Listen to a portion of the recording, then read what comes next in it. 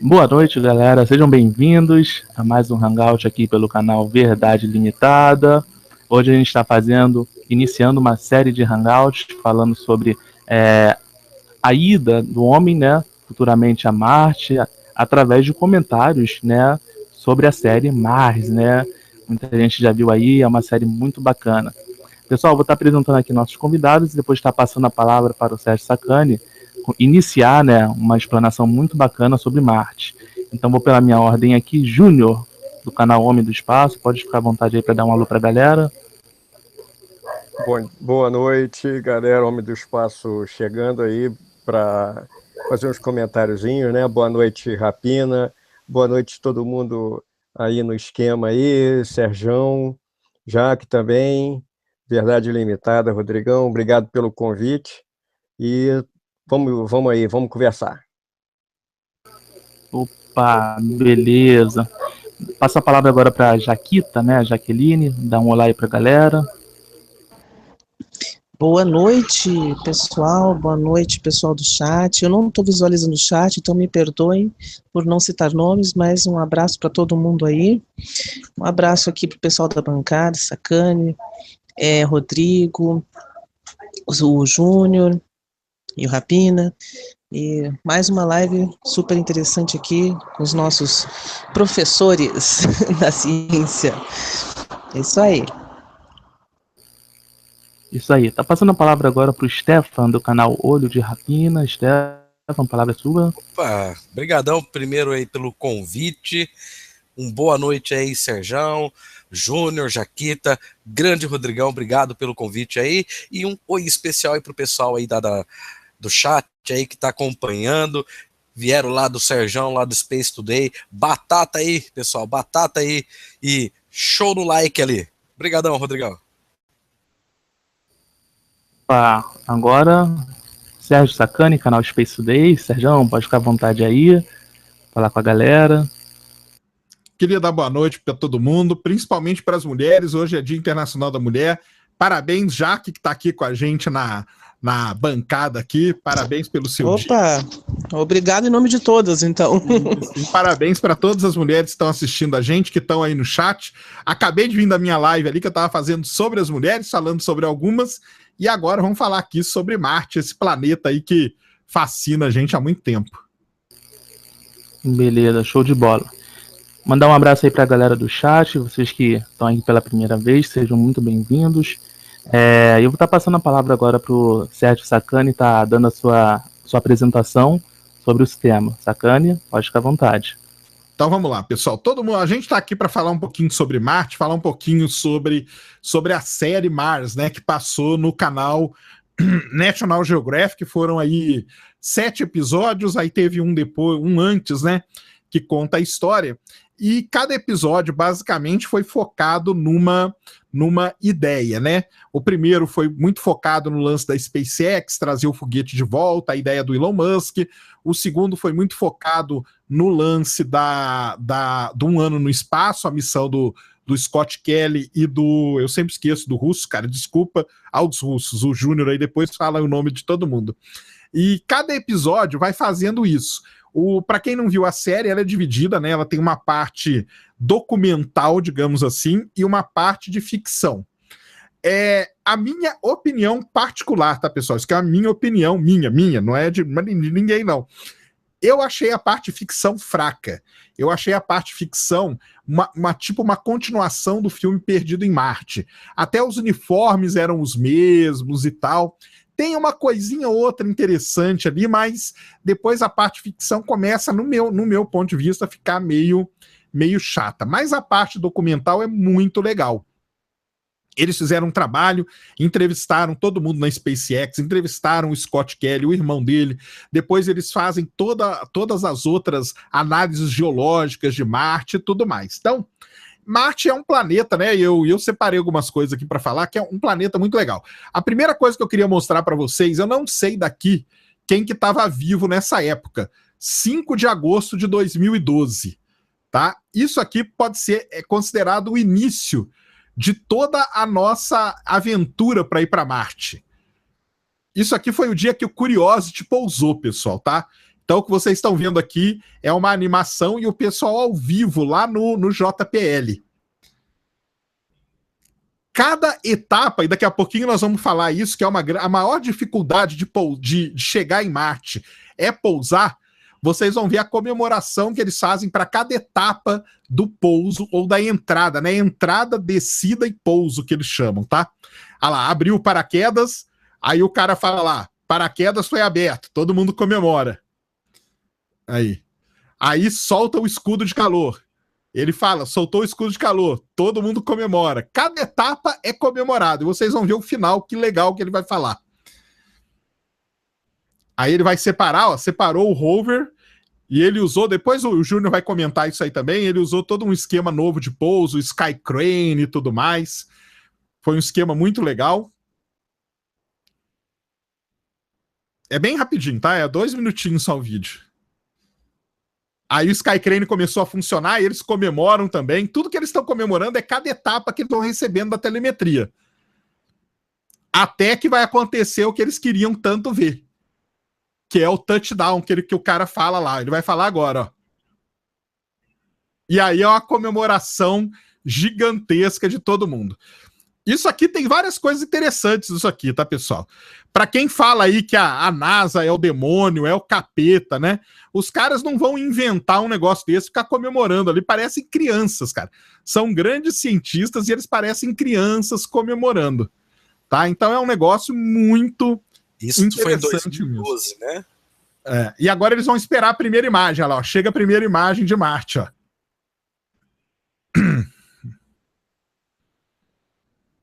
Então é muito legal, tá? Para quem quer ver o vídeo, aqui já ele vai acabar, tá? Eu vou tirar, é o dia do Curiosity. O Curiosity pousou em Marte no dia 5 de agosto de 2012. Eu vi isso aqui ao vivo, tá?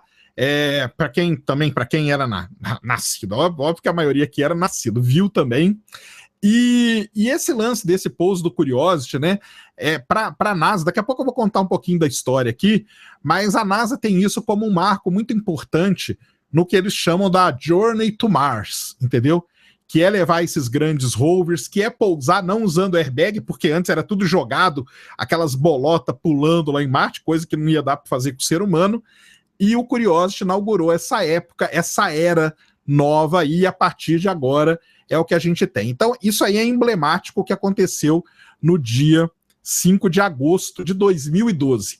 Para quem quer ver esse vídeo com som completinho, é só ir no YouTube e escrever assim, ó, Curiosity has landed. E aí você baixa o vídeo lá, bonitinho, com o som, você vai ouvir eles comemorando. É um negócio muito legal, tá? Então, isso aqui era o começo, e foi assim, cara, que em 2012 eu comecei minha palestra na Campus Party, tá? Então eu vou dar uma compartilhada aqui, que vai sair assim mesmo, não tem problema, tá? Ainda bem que o mundo não acabou em 2012, hein? Ainda bem que o mundo não acabou, tá vendo só? Então acho que tá todo mundo vendo aí, né, o slidezinho, né? Tá show de bola. Tá, show de bola. Então, pessoal, por que ir para Marte, né? Por que esse fascínio por Marte? Por que a gente não quer ir para outro lugar, cara? Por que todo mundo fala só em ir para Marte? Que diabo é isso, né? Que coisa mais esquisita, né? Tem tanto planeta, tanto objeto e só fala em ir para Marte, para Marte, para Marte. Aqui no decorrer aqui eu vou mostrar para vocês. Bem, Marte, né? Ele vem agitando aí, né? Igual eu falei aqui, né? A imaginação humana não é de agora, é de muito tempo atrás, tá? Os antigos, né, observavam as estrelas e eles viam que no meio daquelas estrelas tinha umas estrelas que elas não seguiam o movimento, que eram as chamadas estrelas errantes lá que a gente fala, que é até o nome, porque que chama-se planeta, né? Então o nome planeta vem disso. E Marte tinha um movimento esquisito, tinha uma época do ano que ele fazia uma laçada no céu e a coloração dele era vermelha. Tinha a época que ele ficava mais próximo da Terra. E tudo isso fez com que ele ganhasse o nome, né, de Deus da Guerra. Então Marte quer dizer o Deus da Guerra por conta disso. Ele era vermelhão, ficava ali no céu, brilhando bem forte. Isso aí lá os antigos e tudo mais. A história mesmo que interessa pra gente, ela começa em 1877, quando um italiano chamado Giovanni Schiaparelli começou a observar o planeta Marte. Ele foi o primeiro astrônomo a observar sistematicamente o planeta Marte, e ele observou que tinha coisas estranhas ali que ele via, alguns padrões esquisitos. E ele deu o nome para aqueles padrões de Canali. Canali. Só que o lance, cara, é que o Schiaparelli ele deu esse nome da parte geológica da coisa. Quando traduziram o nome para o inglês, traduziram como canal e dando a conotação de canal construído por vida inteligente. A história, se você lê a história de Marte lá do começo, o Schiaparelli nunca falou que eram canais de vida, criado por algum tipo de vida. Ele falou que eram estruturas geológicas que tinham semelhança com os canais encontrados na Terra. Mas, a partir daí, começou toda a loucura que nós vamos ver que aconteceu com Marte, tá? Então tá aqui o Schiaparelli, tá aqui o telescópio que ele usou para fazer todas as medições, tá?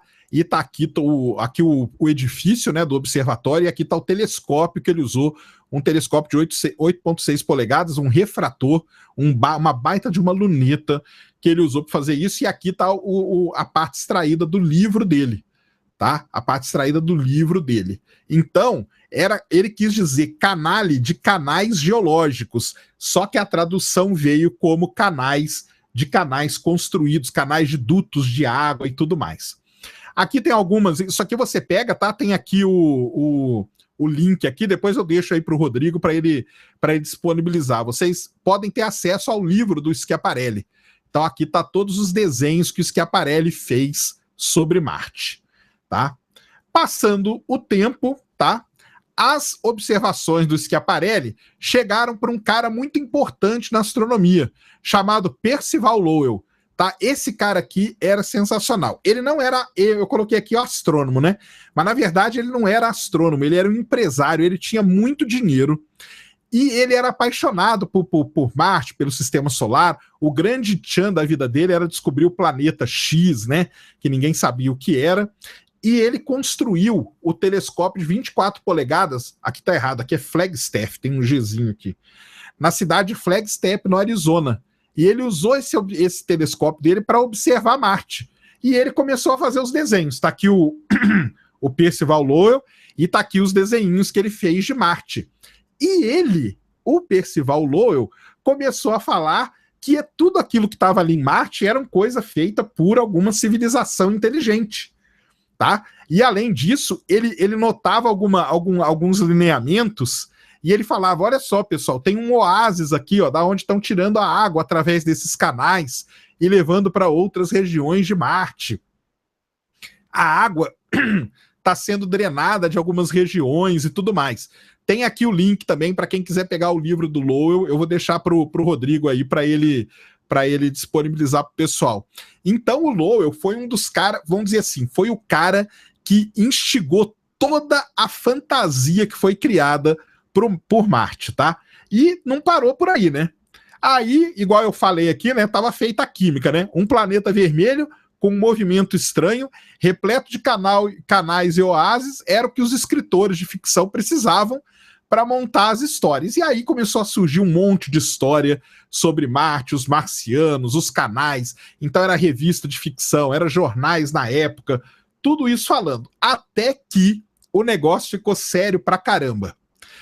O H.G. Wells, ele escreveu uma história chamada A Guerra dos Mundos, tá? A Guerra dos Mundos é um livro sensacional, tem o e-book aqui também, eu deixo o link aí para vocês baixarem, para quem não leu, é espetacular, e é uma batalha que ele fala que a Terra foi invadida por marcianos, e os marcianos começam a dominar o planeta Terra. Já não bastasse o livro ser espetacular, um cara que tem um nome parecido, mas não é parente, que é o Orson Welles, em 1938 ele resolveu usar o programa de rádio dele e ele leu um trecho do livro do H.G. Wells da Guerra dos Mundos. E ele leu de uma maneira tão entusiasmada, ele leu de uma maneira tão legal, fazendo sons, que causou um pânico geral. A população pensava que o planeta Terra realmente estava sendo invadido pelos marcianos. Então, para você ver que esse negócio de Marte vem de muito tempo, tá? Por que a gente quer ir para Marte, então, né? Que eu falei lá no começo. Se você pegar todos os objetos do sistema solar todo, nenhum é tão parecido com a Terra como Marte, tá? Primeiro, ele está a 1,52 unidades astronômicas de distância do Sol. A Terra está uma só. O ano dele dura o dobro da Terra, basicamente, tá? 686 dias. Mas olha o dia em Marte, cara. Ele dura 24,62 horas. Meia hora de diferença só com a Terra. Ou seja, Marte tem um dia muito parecido com a Terra. Ele é bem menor que a Terra, tem metade do diâmetro. A sua massa é menor do que a Terra. A inclinação do eixo é muito parecida com a da Terra. É 25 graus. A da Terra é 23,5. Além disso, a temperatura máxima é 21 graus, a mínima, tudo bem, é congelante, porque é lá nos polos, que é menos 140, mas a média é menos 52. E se você viver no Equador marciano, você vive ali com temperatura de 0, menos 10, menos 15, que nem é tão absurdo assim. Então é por isso que a gente não pode, por exemplo, por que não vai para Vênus? Vênus, cara, é um negócio escaldante, é 480 graus, a pressão atmosférica 90 vezes maior que a da Terra e um efeito estufa terrível. Mercúrio não dá para ir também muito quente. Os gigantes gasosos não tem como, né? Não vai viver num planeta que é só gás, Júpiter, Saturno. Depois Urano e Netuno são mundos congelados. Além disso, para você ir para esses planetas mais distantes, são anos de viagem. Para Marte, na hipótese boa, no momento certo, a viagem dura aí entre 6 e 7 meses, mais ou menos. Ou seja, não tem alvo melhor para a gente ir, não tem planeta melhor para a gente ir e querer visitar, e aí, usando aqui uma frase do Elon Musk, né, querer transferir a civilização terrestre para lá, do que Marte, cara. Porque Marte é muito parecido com a Terra mesmo. Ele tem estações do ano, tá? O problema é a atmosfera dele é muito fina, não tem oxigênio, é formada por dióxido de carbono, basicamente.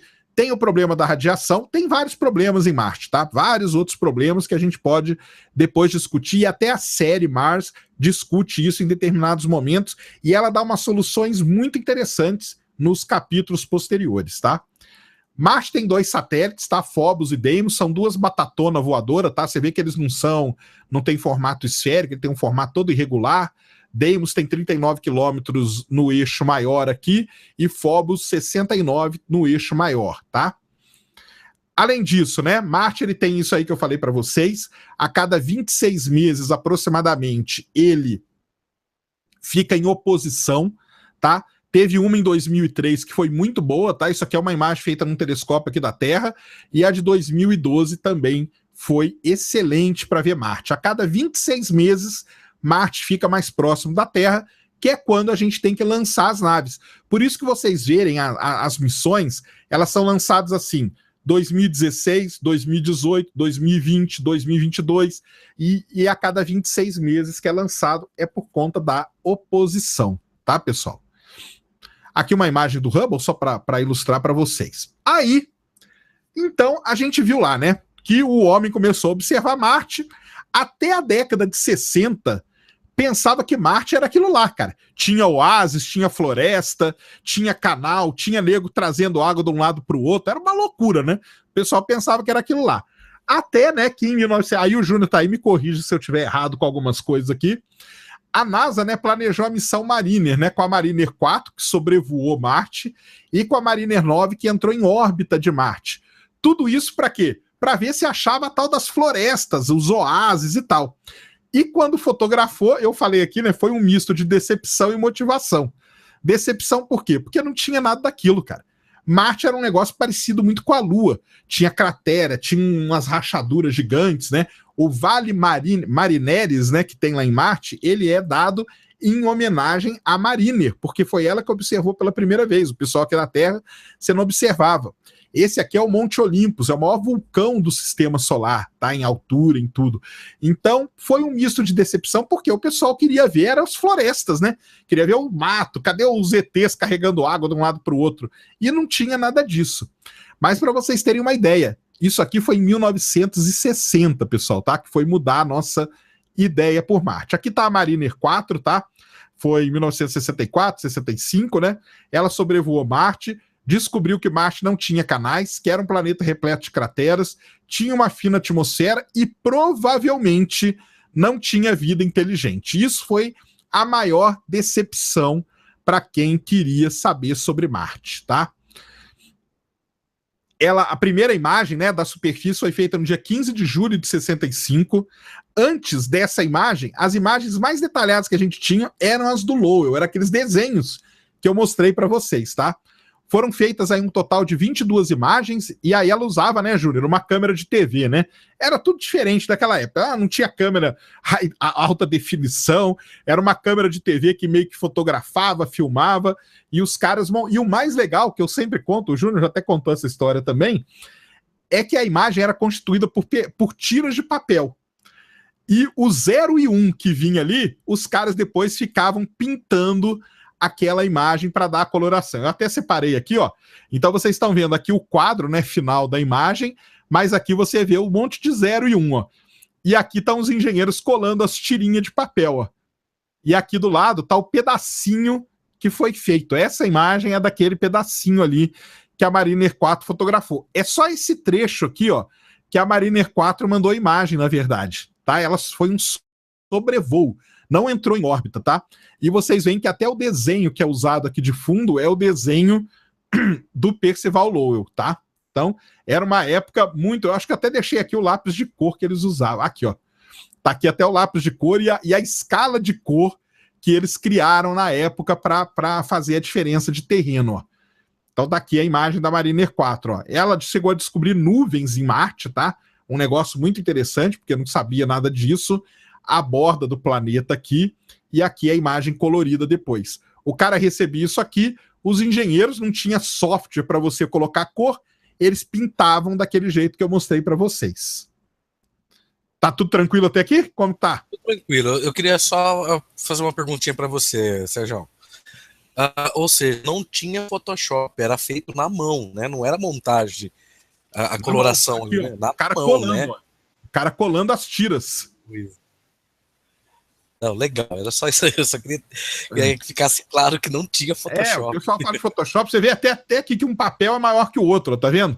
Depois é que eles recortaram e fizeram esse quadrinho aqui, ó, mas era tudo tira por tira, era 0 e 1 que ela mandava só, cara, tá? Nossa. E Sérgio? Pode falar, Júnior, manda bala. Tava vindo direitinho, né? Tô. Show. Essa tecnologia de câmeras da época era vocês, o pessoal do chat aí, meus alunos, coisa e tal, podem encontrar na internet Vidicon, V-I-D-I-C-O-N, eram uns tubos variados tamanhos, tecnologia Vidicon em satélites e espaçonaves para a Lua, para Marte, para Vênus, mas para Marte, porque Vênus Mariner 2 não tinha. Mas é um tubo igual uma válvula de televisão, aquelas antigas. Quando você olha assim, você pensa, aquilo funcionava com válvula? Não, é o tubo Vidicon, é um tubo compridão, que aquilo era a montagem da câmera. Então era um troço muito, aos olhos de hoje, analisando hoje, é uma coisa muito, muito primária. E pelas fotos, realmente, você vê as fotos com a retícula aí, é uma videofoto muito primária. E como você falou, era captada pela quantidade de luz que passava pelo Vidicon, convertida em sinal, depois reconvertida com scan, que o Vidicon ele faz o escaneamento vertical, como semelhante às câmeras, às telas de televisão antigas, dessas telas das TVs antigas, que hoje nem tem mais, tubo, a TV né? bulbo, né? De tubo. Então vinham aquelas linhas. Antigamente a TV, claro que as qualidades variavam, e uma câmera de TV pequena a ponto de ser colocada numa nave como o Mariner aí de 500 e poucos quilos, 200 e poucos, 500, que a Mariner tiveram vários modelos. Era uma tecnologia muito, para a época, muito avançada, mas se você olhar hoje, eles fotografavam Marte com esse troço aí. E daí que vem a dificuldade que eles tinham de ficar calibrando a cor, inferindo qual era a cor de acordo com o comprimento de onda que voltasse, e botando as tirinhas, e colando uma em cima da outra. E isso foi feito durante muitos anos. Muitos anos foi feita a colagem física em cima de um globo, para dar a impressão de que era, de como era o terreno abaixo, o terreno em Marte. Isso mesmo. Era uma época bem complicado. Então tá aqui as primeiras imagens da Mariner 4, tá? São essas aí. E foi isso. Aí teve a Mariner 9, né, em 1971, que ela já entrou em órbita. Foi a primeira sonda a orbitar outro planeta no sistema solar. Lembrando que a Mariner 4, pessoal, ela só passou, foi só um sobrevoo e acabou. Aí o pessoal viu aquilo e falou, não, nós temos que estudar Marte, cara. Não é nada daquilo que a gente pensou. Então fizeram a Mariner 9 em 1971, ela orbitou Marte, a primeira sonda.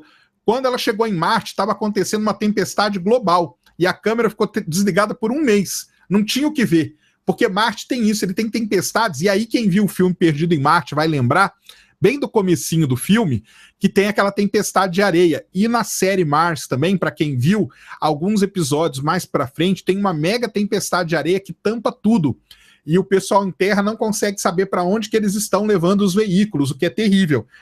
E isso aconteceu com a Mariner 9. A câmera teve que ficar desligada um mês para esperar a tempestade passar e para ter as condições dela fazer as imagens. Quando ela ligou, né, ela descobriu os vulcões, foi a Mariner 9 que descobriu o Monte Olympus e a cadeia de vulcões que tem ali em Marte, e ela descobriu coisas em Marte que pareciam leitos secos de rios. E isso aqui começou a chamar muito a atenção dos geólogos, porque eles olhavam para isso aqui e falavam, caramba, isso aqui parece muito com a imagem que a gente vê da Terra. Se a gente fotografar determinados locais da Terra por satélite, a gente vai ver coisa parecida com essa. Isso aí começou a chamar a atenção dos geólogos. Aí, seguindo aqui na exploração, chegamos em 1976. As Vikings, né? Então a Viking fez um mapa completo da superfície marciana e ela, eu já falei, eu falo isso toda vez, eu gosto de ressaltar, foi até hoje, em tudo que tem de exploração espacial, a única sonda que foi para lá com o objetivo de descobrir vida. O objetivo da Viking era encontrar vida em Marte.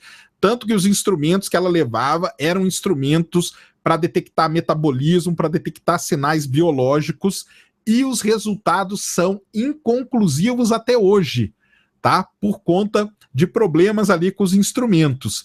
Isso aí, depois, o Rodrigo, eu mandei para ele o artigo, depois, Rodrigo, se você quiser, você disponibiliza para o pessoal para eles entenderem, tá? Não vou entrar em detalhe aqui da Viking, depois o Júnior com certeza faz um programa da Viking lá e explica isso aí tudo pro pessoal. Beleza. Foi a primeira, ela não era um rover, tá? Era um lander, né? Era um módulo de pouso, ela pousou e fez essas imagens aí que a gente tem de Marte. Então, ela foi... e outra coisa interessante, ela foi planejada e boa parte dela foi desenvolvida com o Carl Sagan. O Carl Sagan participou do desenvolvimento dela. O Carl Sagan, ele era um cara apaixonado por Vênus, pelo planeta Vênus. Quando ele viu que Vênus não ia poder ter vida de jeito nenhum, ele voltou a vida dele toda para Marte. Então ele ajudou em toda a preparação da Viking, tanto que tem uma foto famosa, eu não coloquei aqui, que é ele do lado de um modelo, de um mock-up da Viking no deserto, lá onde eles faziam os testes, tá? Porque o objetivo dela foi encontrar vida, pessoal. Qual é o objetivo do Curiosity? Não foi encontrar vida, nunca foi, nunca, tá? Da Viking foi. Bem, aí eu não vou falar de todas, eu só coloquei aqui, tá, uma lista. Se eu esquecer de alguma, você lembra aí, tá, Júnior? A Mars Pathfinder, eu pulei, né? Pulei aí as décadas, para também não ficar falando de tudo, né? As mais recentes, né, em 97, a Pathfinder, a Global Surveyor em 97, a Mars Odyssey, que foi sonda, tá, em 2001, ela detectou vestígios de água em Marte, tá? Isso aqui é muito importante, da Mars Odyssey. Ela é responsável por fazer o relay ali, né, do Curiosity, ela foi muito usada durante aquele vídeo que eu mostrei no começo. A Mars Express, que não é da NASA, mas é da ESA, né, que está funcionando até hoje lá. E aí vieram os rovers, né, o Spirit, que morreu, tá, atolou lá em Marte, o Opportunity, isso aqui era 9, né, agora é bem mais, tá, pessoal? E o Curiosity, tá, que tá aqui. Além disso, teve a Phoenix, que pousou. Pode falar. Oi, só uma pergunta.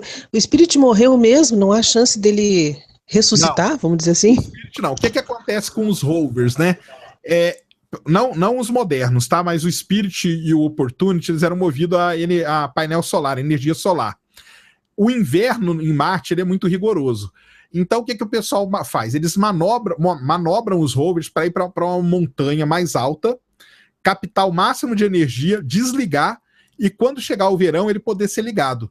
o Spirit estava caminhando para esse lugar aí. Só que aí ele pegou um banco de areia e atolou. E ele atolou do lado de uma colina, digamos assim. Quando veio o verão, o sol não bateu nele direto e não conseguiram mais ligar. Ele morreu, ele tá morto lá, tá? Então o Rover Spirit está morto, o Opportunity continua trabalhando. A Phoenix, né? Pode falar. Triste fim, não, só ia comentar. Triste fim, né? Porque era uma missão tão interessante. Eles foram para ficar pouco tempo e ficaram todo esse tempão aí, né?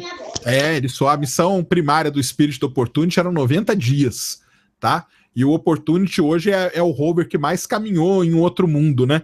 Tanto que ele completou uma maratona já em Marte, tá? Pra você ter uma ideia, andou mais de 42 quilômetros, né? Mas, Sérgio, ainda assim, o Spirit também ultrapassou o tempo de vida operacional previsto também, né? Ele deu essa sorte também. Também ultrapassou. Ainda bem, né? Isso, também, isso mesmo. O Phoenix, né, que pousou bem pertinho da calota polar, fez aquela imagem que nós já mostramos numa live aqui do Rodrigo, né? Aquela escavada ali onde ele mostra o gelo na subsuperfície, foi o Phoenix que fez aquilo.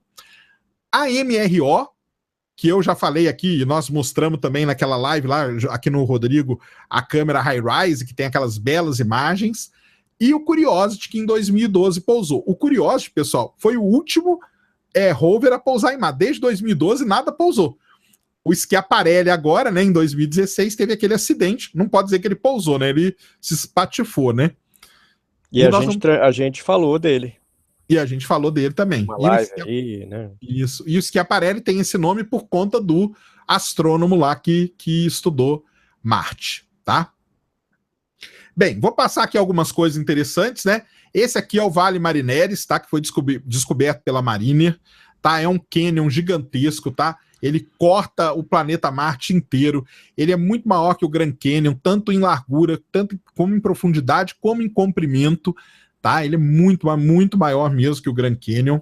Vou passar algumas coisas interessantes. Está aqui o Monte Olympus, 27 quilômetros de altura, e ele tem 27 quilômetros de altura, mas a largura dele é 20 vezes mais largo do que ele é alto, para vocês terem uma ideia do tamanho desse vulcão, tá? Ele não é ativo e ele faz parte de um conjunto de vários vulcões. Parece muito os vulcões que deram origem às ilhas do Havaí, tá? É um escudo vulcânico que a gente chama em geologia. É o maior escudo vulcânico do Sistema Solar, e o Monte Olympus é o maior vulcão do Sistema Solar. A caldeira dele é tripla. É um negócio maravilhoso. Para quem gosta de geologia, é um negócio sensacional. As imagens, né, quando a gente teve os pousos, o Spirit, o Opportunity, começou a ter imagens de altíssima resolução da superfície, aí não era mais aquela coisa colorida, pintadinha, tirinha, colada, né, era tudo muito diferente, tá? Uma imagem que chama muito a atenção é o rosto em Marte, que o pessoal se apega muito, mas aqui tá a imagem como ele é um jogo de luz que acontece ali, mas a face marciana, isso aqui foi durante uma época aí, a quantidade de história de conspiração que foi criado só com essa imagem aqui não tá no gibi, pessoal, tá? Tem um vídeo no meu canal onde eu explico toda essa história aí. Pode falar, Rapina. Não, eu falei que até filme virou essa face aí, né? Isso, a face marciana. Tanta conspiração que teve. Toda hora aparece uma imagem nessa, Cane. Toda hora. Tem o Smile, ó, vocês conhecem o Smile em Marte? Ó, tem o Smile também, ó. Uhum. A cratera com os olhinhos e com a boquinha. Coração. Hã? O coração. E o coração aqui, o coração também, ó, tá vendo? Então, isso aí graças à High-Rise, tá, pessoal? Porque ela faz essas imagens aí espetaculares. Essa imagem aqui, pode falar. Sérgio, uma coisa que eu vejo é quanto mais o tempo... deixa eu construir a frase melhor. Mesmo com a passagem do tempo, quando supõe-se que as pessoas vão ter mais acesso à informação e, em princípio, não serem enganadas por certo tipo de coisa, eu ainda vejo, hoje eu ainda vejo uma legião de safados usando essa foto antiga do rosto de Marte, entende? Para dizer que tem ET lá, ainda hoje, em pleno 2017, depois que isso aí já foi esclarecido, cara, 25, 30 anos que foi dada mais publicidade a isso, que deram a pá de cal nisso aí, ainda tem gente que faz dinheiro enganando o otário com esse tipo de coisa. Eu garanto que tem gente explorando o coração, explorando etc, etc, etc. Não achar sarcófago, sereia, vindo de tudo já lá. Agora apareceu um Paulo, né? Não, lembrando, né, pessoal, que aquele rosto ali ele foi fotografado pela Viking, porque a Viking ela tinha um módulo que ficava em órbita e um módulo que pousava. Então o módulo que ficou em órbita de Marte que fotografou aquele rosto. Depois ele foi fotografado várias vezes por outras sondas também, tá? Essa imagem que é muito legal foi feita pela HiRISE e mostra aqui, ó, do lado vocês estão vendo aqui, ó, pequenininho, é o pouso do Phoenix, tá? Ele pousou nessa cratera aqui, bem pertinho da calota polar norte de Marte, uma cratera aqui que é repleta de gelo no interior. Toda essa parte mais escura que vocês estão vendo na imagem preto e branco é gelo, tá? Então ela pousou aqui, ela fez a escavação. E essa aqui é uma imagem muito interessante, né? Você vê a qualidade da câmera fotografar o paraquedas aberto do Phoenix ali pousando. Lembrando que o Phoenix, né, Júnior, pousou mais ou menos parecido com o Curiosity, né? Mais ou menos parecido, exatamente. Ele não foi jogado lá, né? Ele deu uma...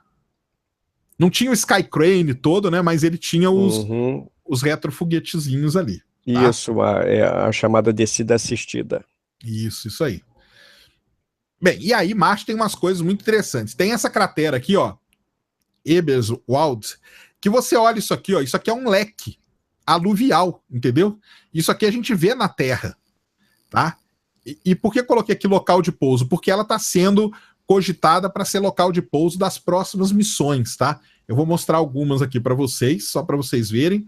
Aqui está a cratera Gale, tá? Aonde pousou o Curiosity e todo o estudo feito aqui da montanha que tem lá no meio. Eu vou mostrar uma imagem muito legal para vocês verem o que o pessoal faz, tá? Esse aqui também, o Marf Valles, tá? Isso aqui é uma boca de um canal, ó. Tá vendo o canal aqui, ó? Isso aqui é um canal. É a mesma coisa que você passar de avião em cima de um lugar que foi um rio antigamente. É a mesma coisa, pessoal, tá? E por que é interessante isso aqui? Porque o pessoal tá doido para achar vida em Marte.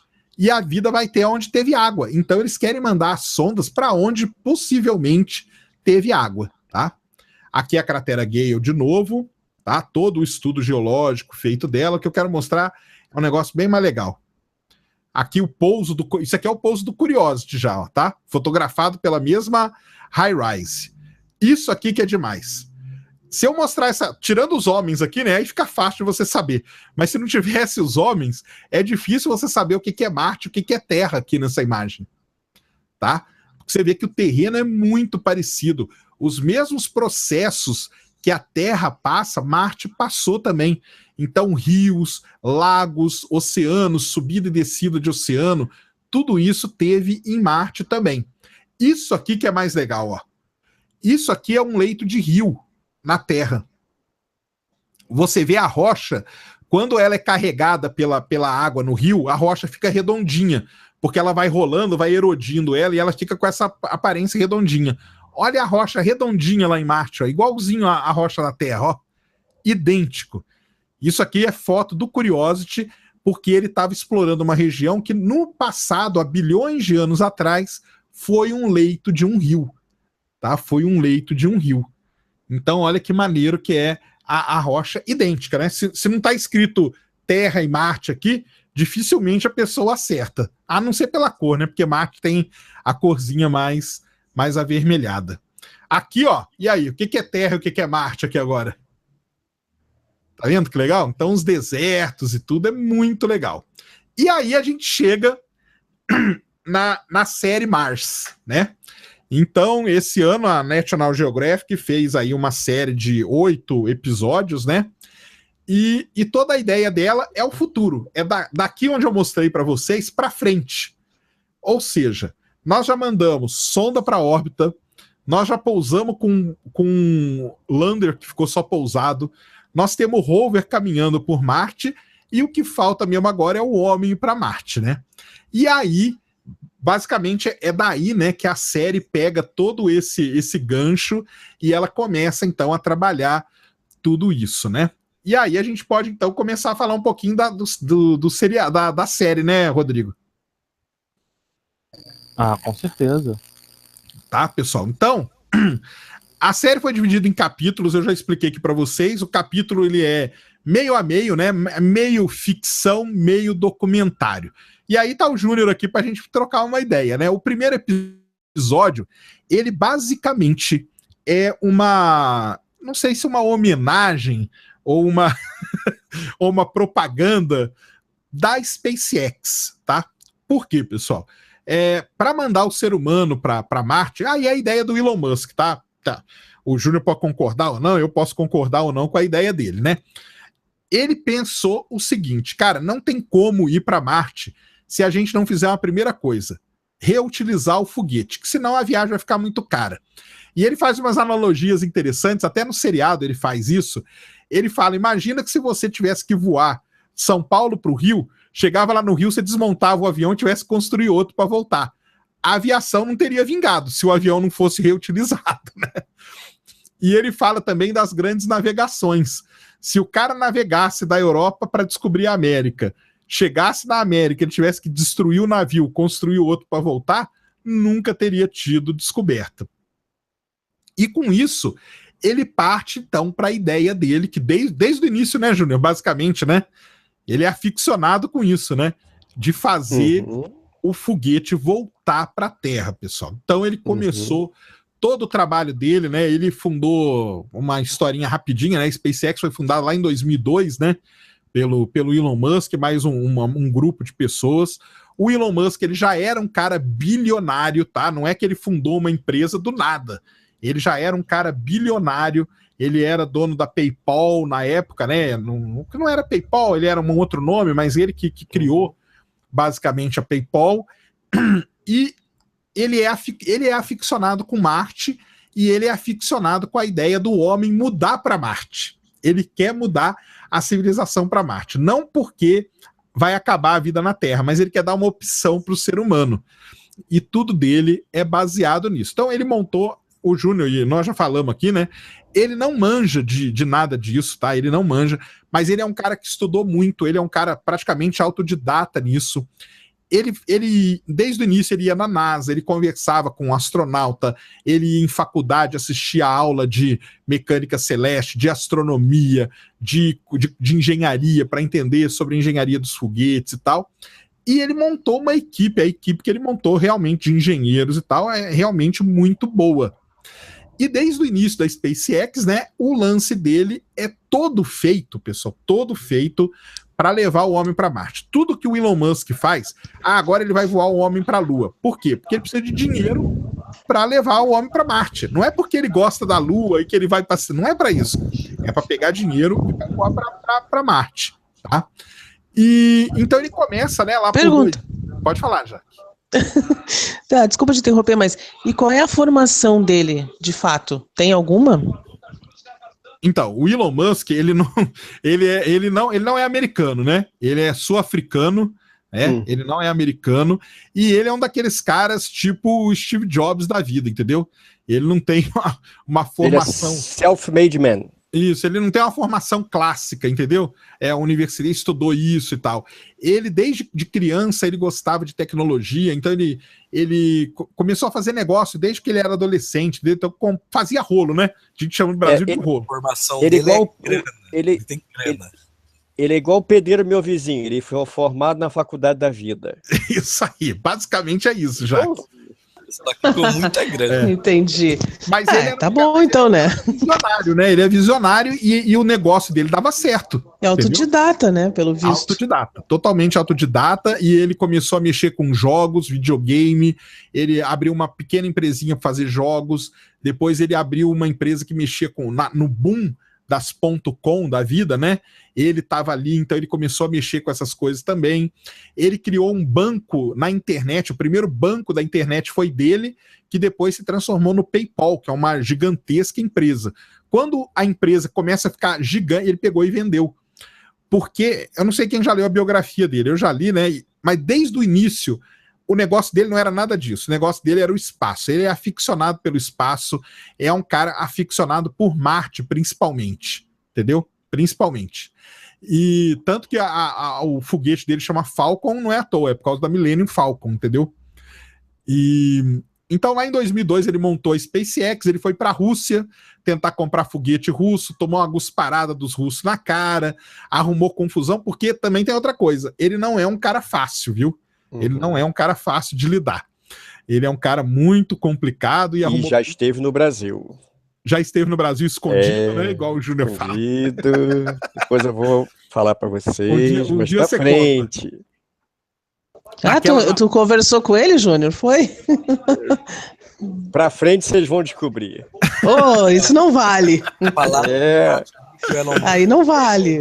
Mas, Sérgio, posso comentar um negócio? Vai lá, pode falar. Deixa o Rapina falar, eu não escutei. Não, eu só comentei que falaram no chat que o Elon Musk ele é formado em economia.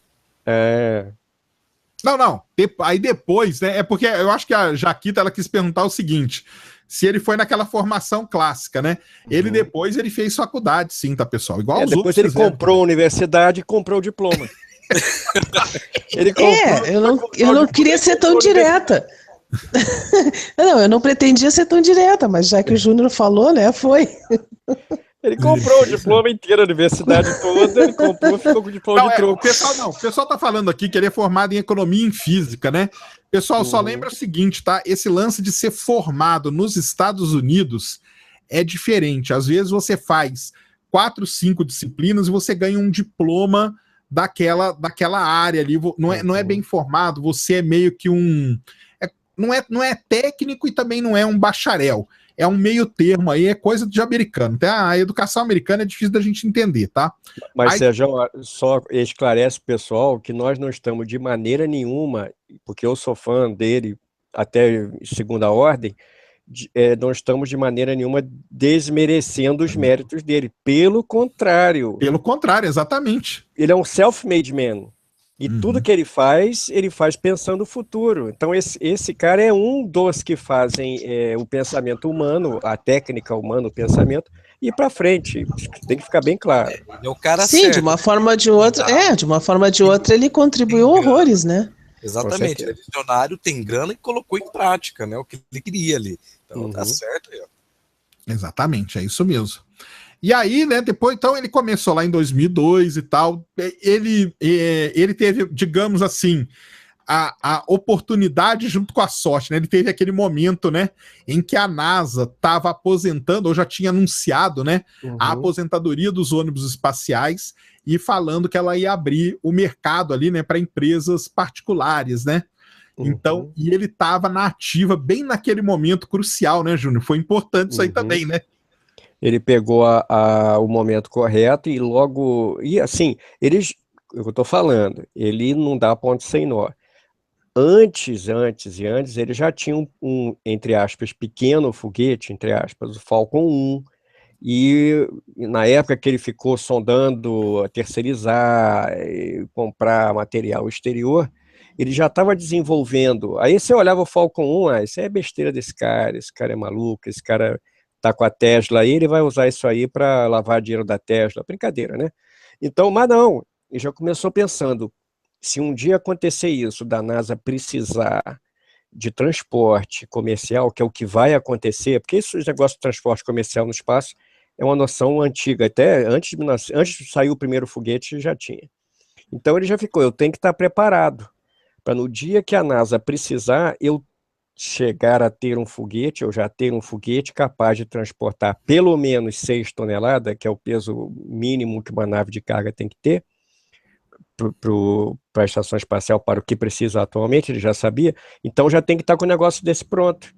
E foi o que você falou, na hora ele nasceu com culpa-lua, porque, porra, ele já sabia disso, ele fez o que devia, ele fez os negócios, botou Falcon 1, dali já pulou para o 9, que não é questão de ordem numérica, é questão de motor, e estava com ela pronta, o foguete e a espaçonave pronta na hora que você vai chegar aí, que a NASA pediu, que a NASA chegou a soltar a iniciativa comercial, né? Não só para a SpaceX, como para outros.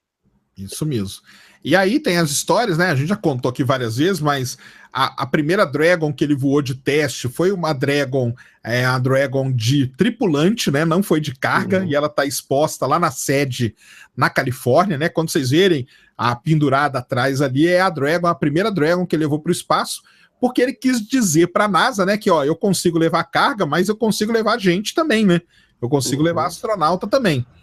Ele assinou um contrato meio de risco, né? De risco total, né? Ele tinha 4 chances, né? Para fazer o foguete voar. As 3 primeiras deram errado, né? O foguete explodiu. E a 4ª ele conseguiu, então, fazer ele voar e deu tudo certo. A partir daí ele começou a trabalhar na volta, né? Então, primeira coisa, ele tinha que fazer o foguete dele voar e provar para a NASA, ó, eu consigo, fecha o contrato comigo. E ele conseguiu. E a partir daí ele começou a trabalhar na volta do foguete. E é muito legal, pessoal, vocês procurarem no YouTube, tem os vídeos lá bem do início, né? Que o foguete primeiro só levantava e pousava. Depois ele levantava, ia para o lado, para o outro e pousava. Depois ele levantava até, sei lá, 20, 30 metros e pousava. E foi cada etapa, uma etapa... ele não queimou etapa, né, Júnior? Isso foi interessante também, né? Sim, sim, sim. Foi etapa por etapa. Ele tinha o Grasshopper. Grasshopper, isso que eu queria lembrar, esse nome. Né, era maneiro, só uma cópia do primeiro estágio, a mesma plataforma, com uma plataforma de pouso, um trem de pouso diferente, porque ele só estava ensaiando o retorno estabilizado. Isso. Então ele pegou, utilizou, se vocês botarem na Grasshopper, Falcon, Grasshopper, SpaceX, vocês vão achar um monte de vídeos. Até no meu vídeo do Falcon 9 que eu fiz, eu larguei ali um monte, dá para ver o Grasshopper para um lado para o outro, subindo e descendo, né? E ele já testava ali o gimbal do motor, ele testava tudo. Os painéis internos para impedir que o fluido lá dentro sambasse muito e etc. Então ele foi passo a passo, degrau a degrau. Isso aí. Os primeiros ele fez pousar na água de propósito, né? Para ver se ele caía retinho na água, né? E não tinha aquele lance até que eu brinco, que é o lance do salto ornamental, né? Que o cara tira pouca água. Então ele fazia o foguete. O pessoal falava, deu errado. Deu errado não, cara. O cara tá fazendo isso de propósito para ver se não tem chabu. Ele sabe que aquele foguete ele não vai reutilizar, entendeu? E a barca de descida com o nome sugestivo de Please Read the Instructions. Por favor, leia as instruções. Ele tá dando recado, né, para os outros, ó. Se eu tô fazendo, pô, vocês têm que se ligar, que ó, eu estudei.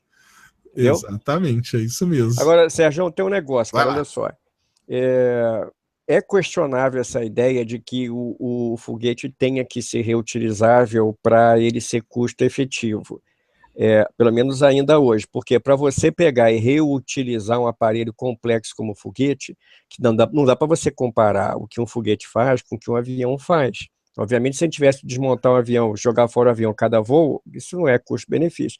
Mas um foguete, ele é feito para ser custo-benefício na medida em que ele é uma linha de produção e os lançamentos não são tão frequentes como milhares de voos de avião, né? Então, certas comparações são meio simplistas. Agora, no caso de uma SpaceX, que é uma empresa privada, que visa o lucro, ele viu como lógica, poxa, eu vou tentar fazer o máximo possível com o mínimo de gasto. Então eu não vou ficar fazendo foguete toda hora, eu vou fazer um lote grande de foguetes, que eu possa ir reutilizando, que seja 5, 6, 10 vezes cada um, ainda está em aberto a quantidade máxima de reutilizações que em princípio pode ter, porque se eu tiver puder voar 5 vezes com ele, e dependendo do custo de overhaul, o custo de readaptação, manutenção, conserto, etc., de repente isso é viável. E ele tem assessores ali, ele tem uma equipe de engenharia de produção super avançada que diz, olha, realmente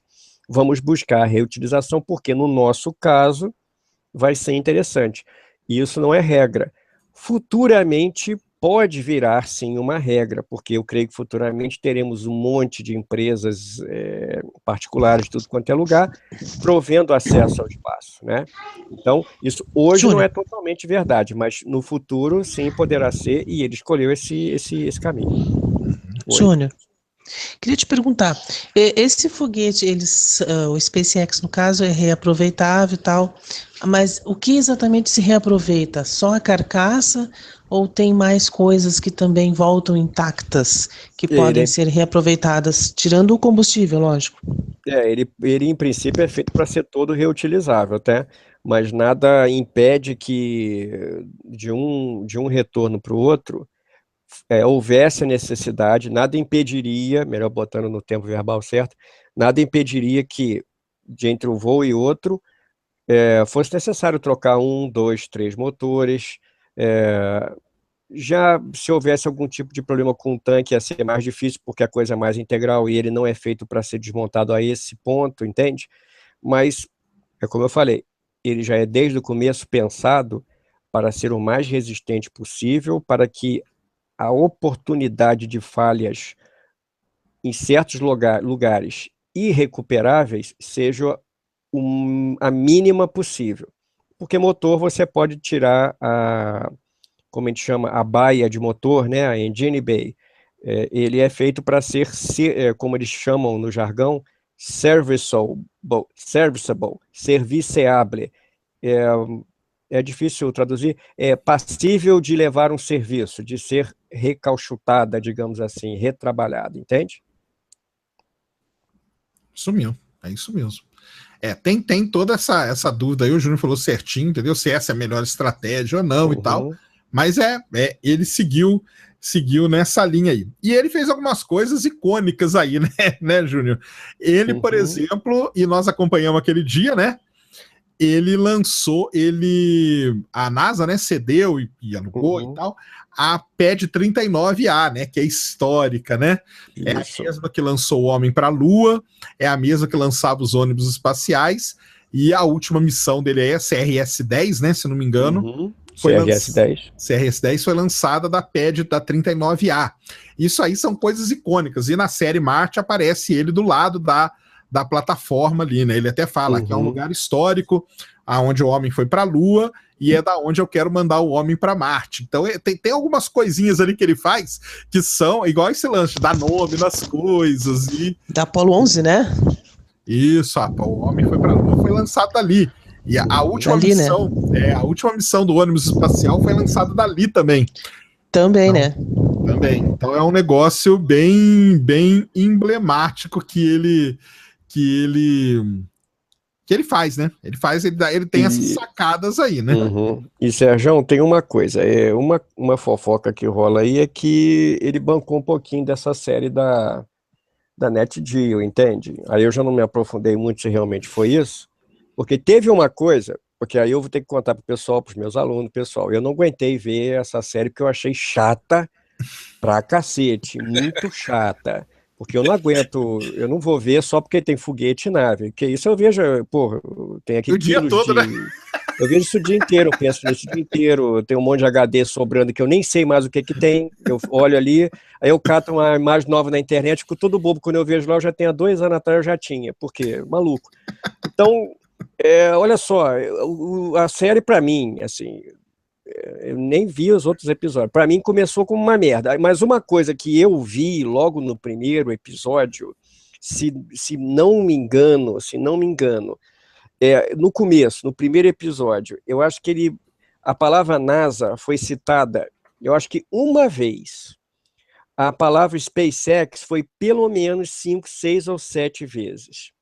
Na tela que eu vi assim, a logo da NASA apareceu um ou 2 gato pingado. E a logo da SpaceX, uma porrada de vezes, umas 2 dúzias. Aí eu já fiquei assim, aí tem truta, entendeu? Porque, porra, peraí, cara, eu já fiquei assim, aí já comecei a olhar. Aí, não, tudo bem, aí quando eu vejo esse tipo de documentário, eu tiro o som e fico vendo as figurinhas.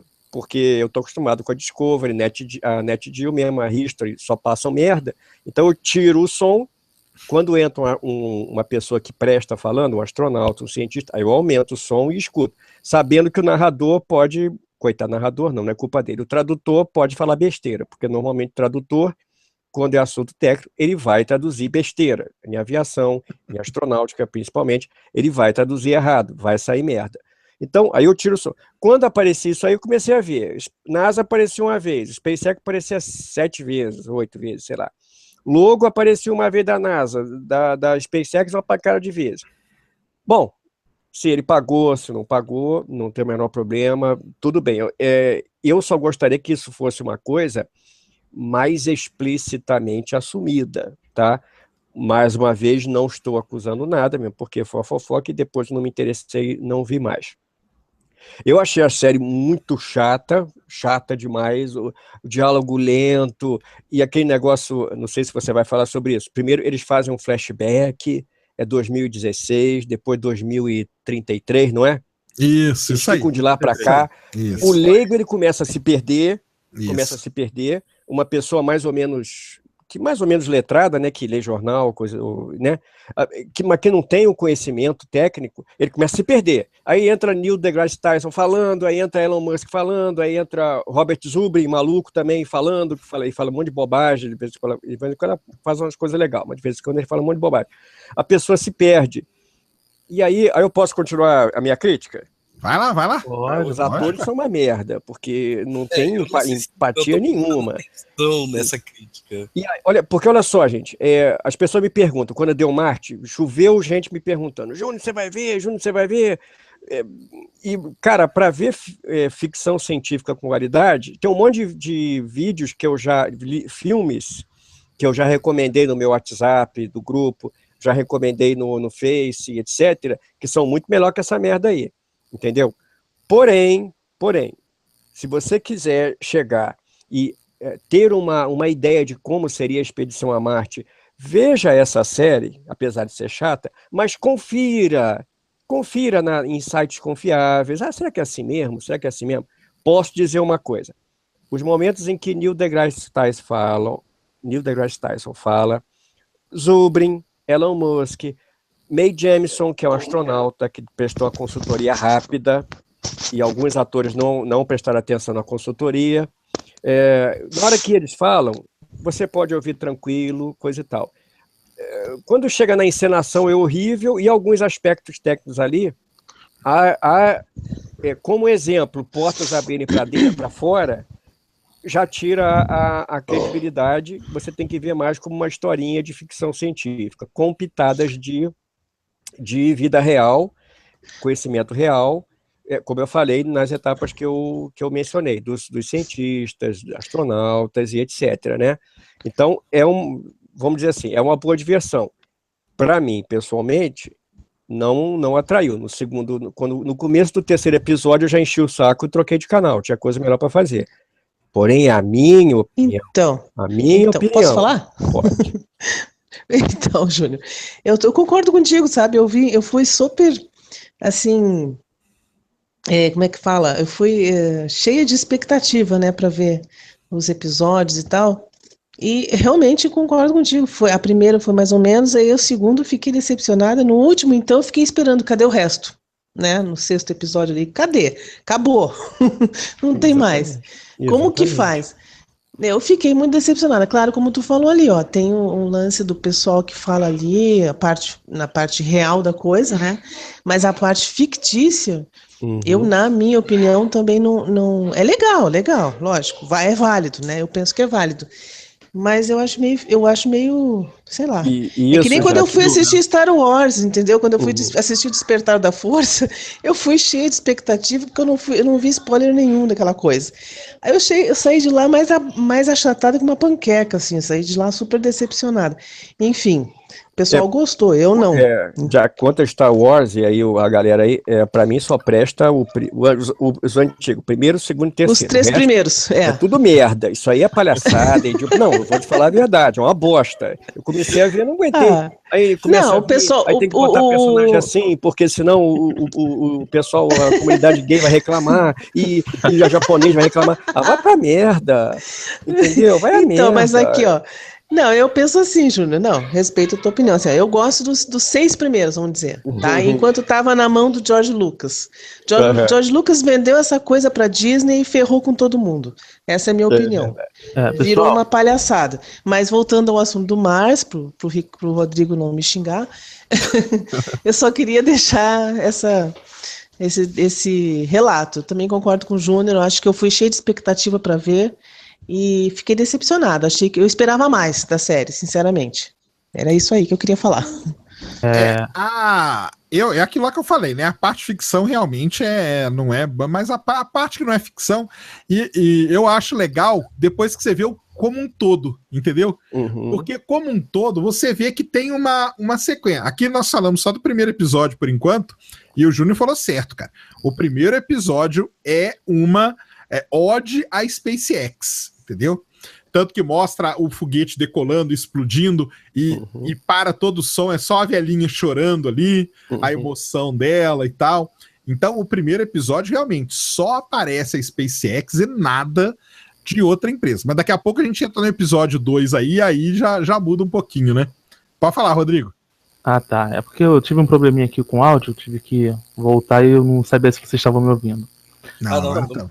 Eu queria retornar àquela questão do reaproveitamento dos foguetes e fazer uma pergunta para o Sacânio, para o Júnior. Parece que as pessoas acham que essa questão de reaproveitamento só surgiu através da SpaceX, mas a gente lembra que tem a questão dos ônibus espaciais também, que iam e voltavam. Então a SpaceX não foi pioneira nessa questão de querer reaproveitar uma espaçonave para poder ir fazer seu trabalho e retornar, não é isso? Isso, a ideia, isso é, como diz na televisão, nada se cria, tudo se copia. Os primeiros, cara, se vocês procurarem Willy Ley, em 1900 dos anos 30 até 50, um dos primeiros, Argentière, um outro especialista, Frederic Zander, Konstantin Tsiolkovsky, eu estou trazendo gente do fim do século XIX para cá. No princípio, a ideia era o cara voar com um foguete, aquele foguete pontudo com asinha, bem naquele estilo do programa do Frajola, aquele desenho animado maneiro. O objetivo era o foguete decolar, entrar em órbita, pousar, encher de combustível e decolar de novo, entendeu? Só que com o desenvolvimento da tecnologia, começou a se observar que na época não era factível economicamente tentar fazer um foguete para ser reutilizado. Era mais barato fazer em linha de produção, como até hoje é o principal, fazer em linha de produção uma quantidade enorme de foguetes e utilizar um de cada vez, que acabaria ficando mais barato do que investir anos e anos e anos construindo um foguete que fosse totalmente reutilizável. Como ônibus espacial, a nave é reutilizável. O tanque externo não era. Chegaram a pensar em tentar fazer reutilizável, mas não valia a pena. E os estágios, foguetes laterais, os SRBs, eles não eram inteiramente reutilizáveis, eram segmentos deles que podiam ser reutilizados, recarregados, reencaixados, mixados e reutilizados, seções deles, né? Mas isso é de acordo com um programa desenhado no início dos anos 70, que é o ônibus espacial. O ônibus espacial, como a gente conheceu, era uma tecnologia contemporânea, e aí eu vou dizer de modo bem livre, contemporânea com o 747, que é dos fins dos anos 60, né, e que foi maturando nos anos 70. Então, o ônibus espacial é uma tecnologia, que eu estou só dando uma visão lateral, uma tecnologia comparável com os aviões que vocês veem nas propagandas antigas de televisão dos anos 70. Então, a coisa toda vai desenvolvendo. Chegou ao ponto da SpaceX ser a primeira a efetivamente entrar nessa iniciativa de fazer a reutilização total ou praticamente total. Os russos também quiseram fazer reutilização, os franceses também, etc. Agora, essa questão do pouso dela, né? Isso aí iria beneficiar no caso de uma missão enviada para Marte, né?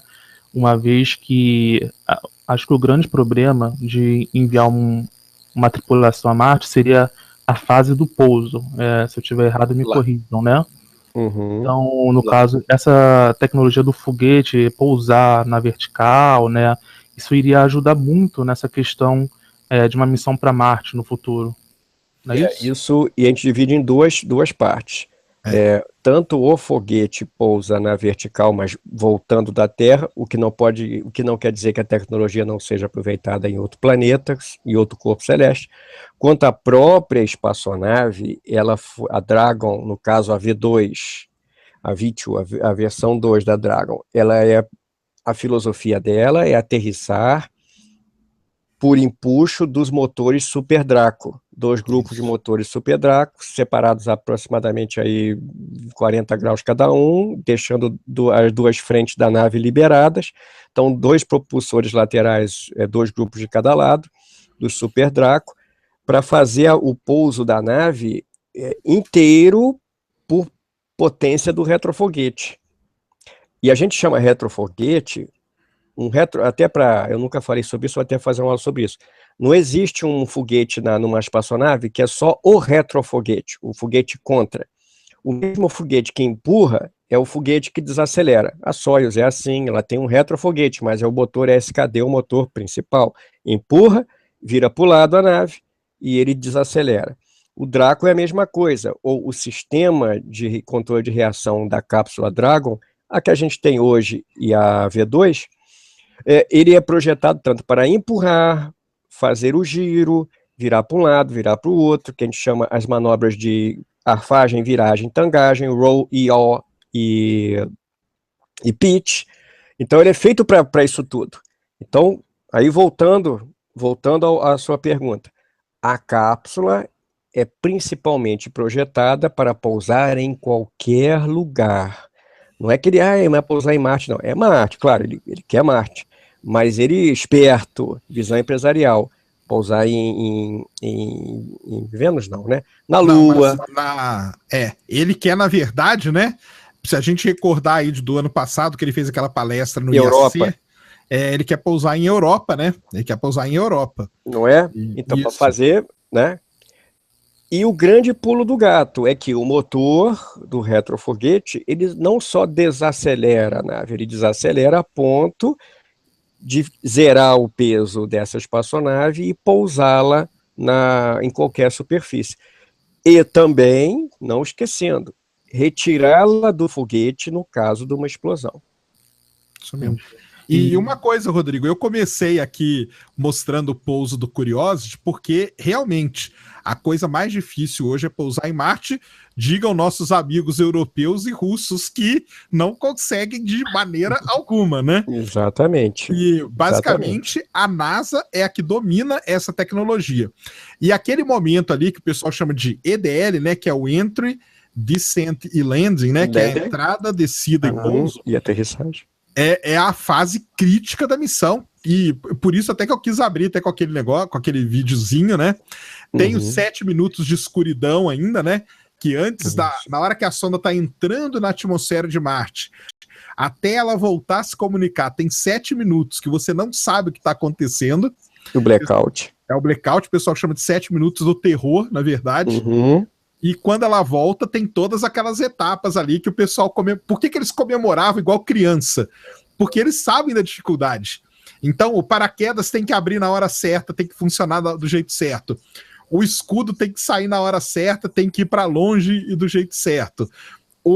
Aquela caixa tem que sair voando para longe. O Sky Crane ali, o guindastezinho, funcionar direitinho. Não é à toa que aqueles caras estão comemorando igual criança, cara. É porque eles sabem da dificuldade que é pousar em Marte. Mas cadê Sérgio? Eu ia falar um negócio. Pode falar. E Sérgio, antes que a Jaque fale também, dá licença. O Skycrane é uma solução muito boa, mas por conta de custo-benefício, etc., ele não está muito mais cotado para ser a maneira usual e ideal para pousar cargas. Eles vão preferir o pouso direto assistido, como da Viking. Da Phoenix também, né? Entendeu? Vão preferir usar isso porque o custo de utilização desse sistema é mais complicado. Eu até estava lendo um relatório da NASA uns 2 meses atrás. Não se descarta para frente para outras cargas, mas vão procurar usar menos esse recurso do Skycrane. Se vocês procurarem na net, Skycrane Mars, aí, Descent Style, Philosophy, vocês vão ver um monte de papers falando sobre isso, coisa e tal, né? É isso aí. Tem uma pergunta do Ricardo Braga, até achei pertinente, uma parte dela já foi meio que respondida pelo Sacani, mas ele pergunta o seguinte, queria que o pessoal comentasse a respeito da exploração de Marte, se seria só para colonizar ou tem potencial de mineração. Essa questão da mineração, ela é cogitada em se fazer em Marte, ou é somente querer colonizar? Então, o colonizar, né? Aí voltando, né? Eu até anotei aqui umas coisas interessantes, né? Nesse primeiro episódio aí, quando o Elon Musk, não, nem o Elon Musk, aquela diretora dele lá fala, né? Ela fala que o lance deles não é ir para Marte uma vez, é colonizar e criar em Marte uma cidade sustentável. Então, para você criar uma colônia sustentável em Marte, óbvio, cara, você vai ter que ir atrás você vai ter que produzir a sua comida, por isso que até saiu o vídeo hoje da batata que nasceu num solo parecido de Marte. Você vai ter que ter um jeito de arrancar a sua água, e isso eles mostram lá no finalzinho do primeiro episódio, justamente isso.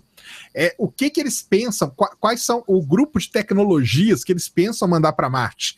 Então, primeiro não vai o ser humano, primeiro vai coisa tudo robótica, para estabelecer certas moradias, certas coisas, impressora 3D, para poder criar coisa lá com o terreno de Marte. Então, o que a impressora 3D vai usar como matéria-prima, não é plástico, não é nada disso, mas é o próprio solo marciano, levar alimento, levar água e também começar a ver locais onde você pode extrair determinadas coisas. Por exemplo, água em subsuperfície. Marte tem água, H2O em subsuperfície. Na superfície não tem, porque quando chega na superfície, ela sublima rapidamente, porque Marte não tem atmosfera, é muito seco, muito frio, então vai embora a água, entendeu? Mas em subsuperfície tem H2O. Então você tirar esse H2O, descongelar ele e usar, e tem também recursos minerais ali que podem ser explorados, entendeu? Porque antes de tudo, né, imagina, tem que criar uma estrutura capaz de sustentar a vida, né, para poder ter... Exatamente. Ideia antes de ir para lá, né, eles não vão mandar, cada um vai lá e depois a gente resolve, né? Mandar... Não é Rússia, né? Não é assim que funciona. Seria até inviável mandar equipes para construir lá na hora. Então o projeto envolveria essa questão dos robôs, né? Irem lá e poderem construir já um laboratório e preparar todo o equipamento necessário para a sobrevivência dos astronautas lá. Isso. E a ideia dele é colonizar, tanto que até tem o foguete aí que o Júnior fala, que é o Big Fucking Rocket dele, entendeu? Porque ele não quer levar uma pessoa ou duas, não, cara. Ele quer meter 100 pessoas dentro de um foguete e mandar para Marte, entendeu? Ou seja, ele quer criar uma colônia mesmo lá em Marte. A ideia dele, do Elon Musk, né, que eu tô falando dele aqui, é do Elon Musk, tá? É criar uma colônia em Marte, é criar uma colônia sustentável. Então, para isso, tem que ter todas essas coisas. Primeira coisa que eles vão ter que dominar é isso aí que a gente falou, é pousar em Marte. Não é fácil, cara. Por que não é fácil? Porque Marte não tem atmosfera. Então você solta aquele paraquedas lá, ele vai parar com o quê? Você não tem nada para ele parar, entendeu? Então é um paraquedas todo diferenciado, paraquedas supersônico, todo com as especificações certas para a atmosfera marciana. Outra coisa... Não cometeu o mesmo erro que a Schiaparelli, né? Saí quicando e morreu. A Schiaparelli foi um problema de leitura do computador, né? O computador leu errado a altitude e mandou ela fazer as operações, ela estava muito alta. E deu pouso errado. Uma coisa interessante é que ele cita também, né, que mandar um rover, né, de 1 tonelada, né, já se pode fazer. Teoricamente é fácil, né? Teoricamente. Agora, para mandar uma nave tripulada, teria mais ou menos me corrija se eu estiver errado, mais ou menos umas 30 toneladas por aí, né? É isso mesmo, é entre 5 e 10 vezes, né, o peso aí atual que é mandado. Tanto que o lance dele de ir para Marte, e aí eu já vou até falar, pessoal, tá?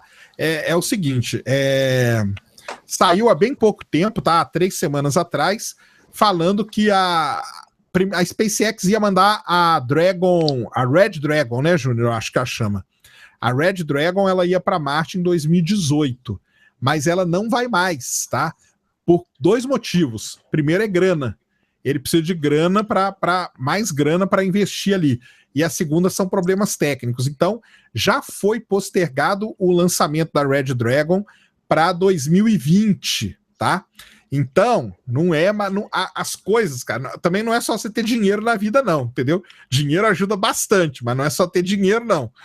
Então, saiu há pouquinho, 3, 4 dias antes dele anunciar aquele voo para a Lua, né? A CEO da SpaceX anunciou o adiamento da missão Red Dragon para Marte de 2018 para 2020, na melhor das hipóteses, tá? Porque falta dinheiro e também está enfrentando problemas técnicos. Ou seja, isso ele até fala lá no primeiro episódio, né? Que foguete, cara, e aí o Júnior tá aí que não me deixa mentir, cara, ele tem 1 milhão de maneiras de coisa pra dar errado nele, cara. E uma só que tem que dar certo, só que pra essa uma dar certo, cidadão, é uma... não, Júnior? E outra coisa também, outro complementando o que você falou aí, agora ele viu que o filão da viagem à Lua, para ele levantar uma graninha, e a publicidade que ele ganhou também com isso, e tá meio nebulosa, porque aparece um monte de notícia, vem daqui, vem dali, mas depois quando você começa a estudar, você pesquisa, pergunta para um, pergunta para outro, você vê que a história às vezes fica mal contada, não que não seja confiável, mas a história você não pode ter um painel geral. Ele já tem 2 milionários aí com o book já deram até um dinheiro adiantado, e pelo que ele diz, vão os 2 dentro da nave, dentro de uma Dragon. Isso. Adaptada com um novo escudo de calor e etc. Isso aí. Então isso é uma coisa muito estranha e que ainda está mal contado, porque você não pode colocar só 2 passageiros ali, mesmo que os caras estejam pagando e saibam do risco. Não tem experiência nenhuma, né, cara? Não tem experiência, mesmo que você botar 2 macacos. E marca 2 malucos numa... 2 idiotas ali, tem que trancar os controles, entendeu? Igual uma história que há muitos anos... Aí fica que nem a Laika, né? Exatamente, vai morrer de fome no espaço. Deve ser 2 malucos, tá cheio de dinheiro, né? Então, há muitos anos atrás, a Rússia lançou, a União Soviética lançou um satélite chamado Cosmos 1887, se não me engano, com 2 macaquinhos, Droma e Yerosha. Droma quer dizer sonho, e Yerosha, sonhador, e Yerosha quer dizer brincalhão. Aí a imprensa falou, o satélite ele perdeu o controle, pelo sistema automático dele perdeu o controle, mas depois voltou ao controle e aterrissou. A imprensa maluca disse que foi um macaco que começou a apertar o botão ali e tirar a nave de órbita. Como os caras são tão idiotas que eles acham que os russos iam botar um painel de controle numa nave automática com 2 macacos, os macacos iam apertando ali. É ridículo, entende? Então, aí eu lembrei disso, nada a ver uma coisa com nada a ver com as calças, mas os 2 turistas lá têm que estar impedidos de apertar qualquer coisa, porque eles só sabem pagar, dar dinheiro. Exatamente, é isso mesmo. Por isso que eu acho. Ou no mínimo tinha que dar um treinamento, né? Um treinamento básico, pelo menos. Mas, cara, porque são anos, cara. São anos. Para pilotar uma nave em 6 meses, não é assim, não é fácil assim. Você pode ter um treinamento rápido de 6 meses para um participante.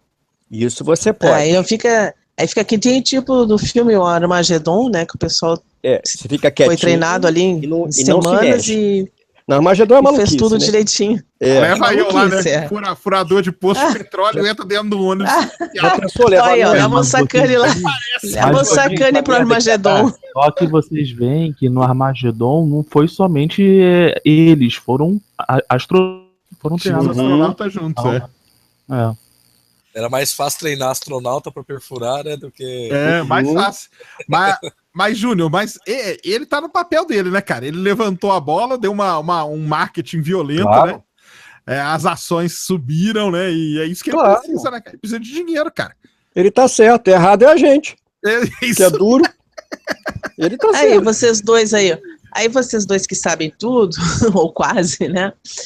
Não, uma perguntinha que eu fiquei curiosa aqui. Esses 7 minutos de terror, eles serviram para a Lua, né? Quando eles fizeram o estilingue lá na Lua. E serve para qualquer planeta, no caso, é 7 minutos sempre? Não, depende do tamanho do planeta. Qualquer etapa de voo que implique em o veículo espacial ficar fora de contato com a sua base de controle, pode levar esse nome de 7 minutos de terror, X minutos de terror. Em Marte são 7, no Curiosity eram 7, né, no caso. Isso varia de acordo com a trajetória, o peso da nave, um monte de variáveis. Quando uma nave retorna da órbita terrestre para a Terra, são aí 10 minutinhos, de acordo com o tipo de reentrada que ela faz, isso aí varia muito, em que ela fica, entre outros motivos, fica obliterada, fica impedida de transmitir sinais, por exemplo, pela interface de plasma, que é aquele calor que se cria em torno da nave, pelo atrito, pela compressão do ar que está imediatamente perto do escudo de calor com o ar externo, digamos assim. Não é o escudo de calor que começa a queimar e brilhar. O escudo de calor ele esquenta realmente, mas ele esquenta uma pequena camada de ar e essa camada de ar interage com o ar mais exterior e cria aquele brilho e cria um plasma um brilho em torno da nave, que permite transmissão num certo ângulo. Já foram testadas umas antenas que saem desse brilho, né?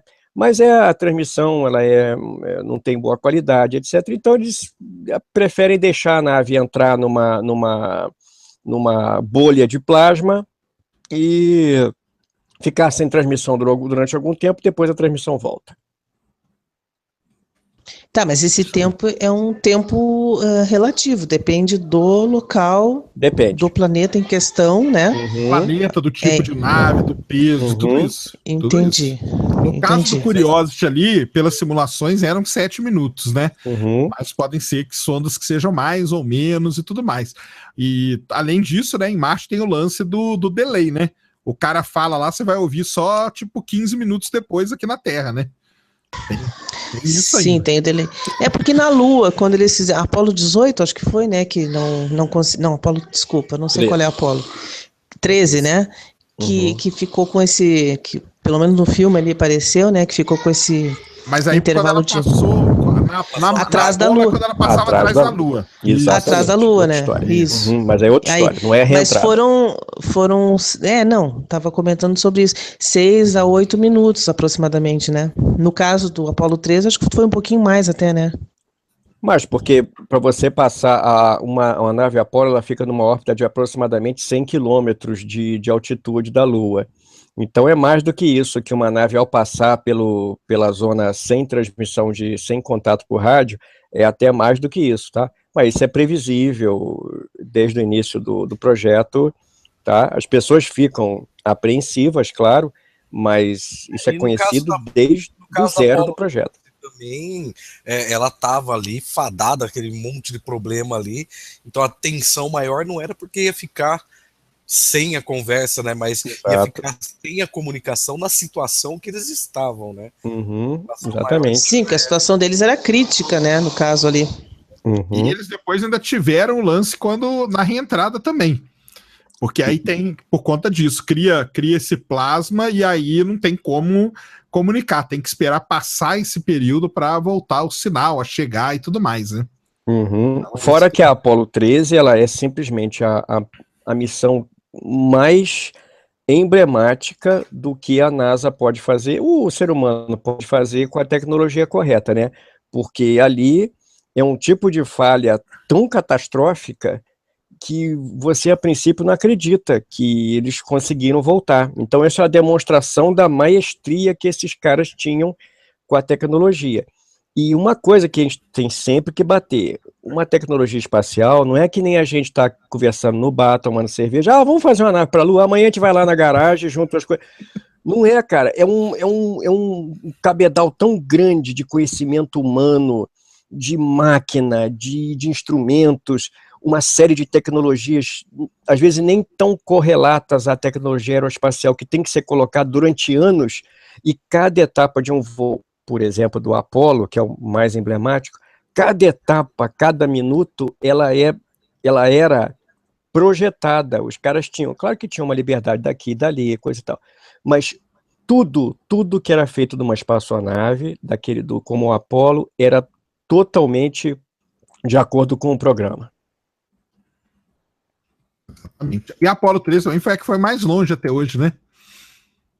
Se você somar, né? Porque como ela deu a volta lá, né? Ela foi bem mais longe no espaço. E aqui é das fotos mais bonitas, né? Realmente é um negócio assim espetacular. Mas então, assim, resumindo, né? Pode falar, Jaquita. Não, eu ia perguntar, essa comunicação entre as naves, tanto nas Apollos como no Curiosity, enfim, os rovers ali, é tudo feito por ondas de rádio? Tudo por rádio. Tudo ondas de rádio. Tudo por rádio, VHF. Em Marte, né, eles usam as sondas que estão em órbita para fazer o relay, que a gente chama, né? E aí, mas é tudo ondas de rádio, é isso aí. Tudo por ondas de rádio. Frequências específicas, né, de longa distância. A NASA, ela tem uma organização, é um painel de locais, né, chamado Deep Space Network, que é a rede de espaço profundo. É um monte de antenas espalhadas, né, pelo mundo que fazem a escuta dos sinais de rádio das naves que estão longe da Terra e etc. A DSN. Deep Space Network. Como a Terra é redonda, né? Então tem umas que estão no hemisfério sul, no hemisfério norte, no hemisfério ocidental e no hemisfério oriental. Mas tu tem certeza disso? Opa! Ah, cara, olha... Ai, não resisti. Desculpa aí, gente. Não resisti. A gente viu o Grande Prêmio de Austrália, não é, o Sérgio? De noite, aqui é dia. Lá é dia. Enganado toda a minha adolescência. Então, a gente vê, mas, né, sei lá, enfim, vai saber, né? Quem sabe, né? Mesmo um idiota desse tem razão, né? A Terra é plana, né? Vou fazer o quê? Só algumas coisas que eu anotei aqui que a gente não falou desse primeiro episódio, e depois a gente pode continuar falando, né? Estamos falando do primeiro. Uma coisa legal, né? Assim, falando da parte ficção, embora tenha sido realmente terrível, né? Mas a tripulação que eles mandam é uma tripulação composta por astronautas de vários países, né? Que é baseado aí na ideia da ISS, né? O Júnior já explicou até aqui no Rodrigo, né? Que é conviver, não só da ISS, até antes, né? No ônibus espacial, aquela missão lá que foi o alemão e tudo, né, Júnior? Isso. Então, tudo isso. O ano, né, 2033, é um ano aí que pelo menos a NASA diz como provável, né? Entre 2033 e 2036. Então, isso aí até que nem é tão terrível, não. Eu achei legal que aparece um cara falando no episódio chamado de Jim Green. O Jim Green, ele é um cientista planetário, especialista em Marte, e ele que fez a palestra semana passada, falando até do vídeo que eu fiz no meu canal ontem sobre a criação do campo magnético artificial em Marte. Ele aparece falando, ele é um cara, é o que o Júnior falou, quando esses caras vão falar, aí vale a pena ouvir. Aumenta o som. E uma curiosidade, né? A nave chama Dédalus, né? Aí uma curiosidade bem ridícula, viu, pessoal? Dédalus é o nome do sistema da biblioteca da USP, tá? Se entrar em dedalus.usp.br, é o sistema de biblioteca da USP. É o nome da nave que pousa em Marte lá no episódio, tá? E, Sérgio, cuidado. Oxe, meu Deus. É Dédalo, não é Dedalo. Hã? Não. É isso mesmo. É Dédalo. Cuidado com isso que vocês começam a se citar, não dá. É Dédalo. E só como mais uma informação inútil, Dédalus também, se vocês procurarem, é um projeto antigo de nave interestelar. Isso. Procurem depois na net Project Daedalus, que é como se fala em grego, né? Isso. Tem um azinho ali no meio, isso. Uma espaçonave movida a, se não me engano, eram explosões de pelotas nucleares, era uma coisa assim, pela British Interplanetary Society, se não me engano. Mas é também uma coisa interessante esse projeto aí, o nome. E só para acabar aqui, Rodrigo, antes da gente ir pro chat, uma coisa que é legalzinha, é bem no comecinho, aquele discurso, aquele texto que o cara fala sobre exploração. Aquilo lá é bem legalzinho também, que ele fala que a vontade humana, né, sempre foi explorar, e aí mostra, pena que não mostra Santos Dumont, né, mostra os irmãos, aí é coisa deles, né, vai fazer o quê? Mas é o lance do homem explorar o ar, né? Depois. Por que o Brasil ia entrar nessa, né? Porque, né? Lamento. Aí mostra o pessoal chegando na Antártica, né? Os primeiros homens chegando na Antártica, os primeiros homens escalando o Everest, e aí várias cenas da conquista espacial aí, que vocês já mostraram aí pra caramba, os primeiros foguetes e tudo, né? Mostrando esse lance aí. Muita gente pergunta pra gente, né? Por que eu tô em tal lugar se eu não vou morar lá? Por que eu tô em tal lugar se não... Cara, é o espírito de exploratório do ser humano, né, cara? O cara não vai ficar... Se não fosse isso, cara, não tinham descoberto a América, não tinham feito porcaria nenhuma. Se não tivesse um maluco lá que entrou num navio, todo mundo falando pra ele que a Terra era plana, queria despencar, e ele foi lá e mostrou que não era. Atravessou o oceano inteiro. Veio bater aqui bateu na América do Norte, bateu na América do Sul, bateu na China, Cara, se não fosse isso, não ia ter mundo, cara. Então é legal esse discurso aí que eles fazem lá, é legalzinho também. Mas acho que é isso aí, né, Rodrigo? O primeiro episódio basicamente é isso. Bom, pessoal, eu prometo que eu vou assistir. A partir de amanhã eu vou começar a assistir todos para no próximo Hangout eu poder comentar. Porque o que eu posso falar assim, vocês têm razão, é tudo isso que vocês falaram aí, ó. Não, aí o 2 eu já deixo aqui até a sugestão para semana que vem, Júnior. O 2 é basicamente a missão de 1 ano do Scott Kelly, cara. A gente pode falar sobre ela, né? Aí pode falar só da missão, porque o episódio 2 é só isso. O cara começa o episódio 2 falando o quê? Embora pousar, né, em Marte seja difícil, o foguete seja difícil, tem o pessoal que defende que o problema maior é o ser humano. Claro. Né? É o ser humano se meter numa nave, ficar meses e meses viajando, confinado e tudo mais, e aí que cria essa dicotomia, sei lá, entendeu? Da dificuldade Tem muita coisa para falar, relação humana no espaço. Isso. Eu já falei que no meu canal eu vou falar sobre cada voo, né? Cada voo espacial. Então, cada voo tem uma fofoca. Então, eu vou só dar uma pincelada. Mas para a semana que vem a gente pode falar só da missão de 1 ano, entendeu? Por que ela foi diferente dos russos que ficaram 400, 300 e tantos dias e tal? Por que essa foi diferente? Foi uma missão muito mais biomédica, né? Do que missão realmente de espaço, de astronáutica em si, né? Mas aí a gente fala no próximo. Eu acho que é legal. Com certeza. E para quem não viu ainda, tem a série disponível no site do Space Today, né, Sérgio? Tem. Pode ver lá, tá sem problema nenhum, peguei tudo tá tudo no Vimeo, não tem direitos autorais, tem nada disso. Pode entrar lá, tem todos os episódios. Isso aí, até ajuda aí vocês a poderem se situar aí, porque muita gente que não viu vai acabar não entendendo muita coisa, né? Acho que mesmo vendo talvez não entenda algumas coisas que são termos técnicos, mas já é bom para você poder se situar sobre o que a gente está falando aqui. Pessoal, antes da gente terminar, a gente vai para o chat, ver algumas perguntas aqui. A gente vai procurar algumas perguntas, tá? Não dá para responder todas. O nickname, ele pergunta aqui o seguinte, ó, sobre as dificuldades que os colonizadores encontrarão em Marte na questão de saúde e sustentabilidade. Boa. Isso aí tem um problema sério, né? Como a gente falou, Marte não tem campo magnético, Marte tem uma atmosfera rarefeita, ou seja, Marte é bombardeado, né? A radiação é um dos grandes problemas para colonizar Marte. Mas aí a própria série dá uma saída legal. Mas nós vamos deixar mais para frente. Mas a própria série ela dá uma solução interessante. Mas isso aí é um grande problema mesmo, porque o campo magnético, né, o campo geomagnético nosso, da Terra, né, ele protege a gente contra a radiação. Se não fosse o campo magnético, cara, a vida aqui ia durar 2 minutos e fim de papo, cara, entendeu? Todo mundo pro saco rapidinho. Primeiro também porque a atmosfera não ia conseguir se sustentar. O vento solar, na hora que ele chega no planeta, ele carrega a atmosfera embora. Ela só fica porque o campo magnético ele funciona como um escudo protegendo a atmosfera e o planeta. E isso em Marte é um grande problema, sim. Por isso que os caras estão pensando em como criar um campo magnético artificial. Não é à toa, tá? Não sei se vai ter mais respostas aí, perguntas do chat, mas se alguém for fazer alguma pergunta aí no chat, façam pertinente ao primeiro episódio da série.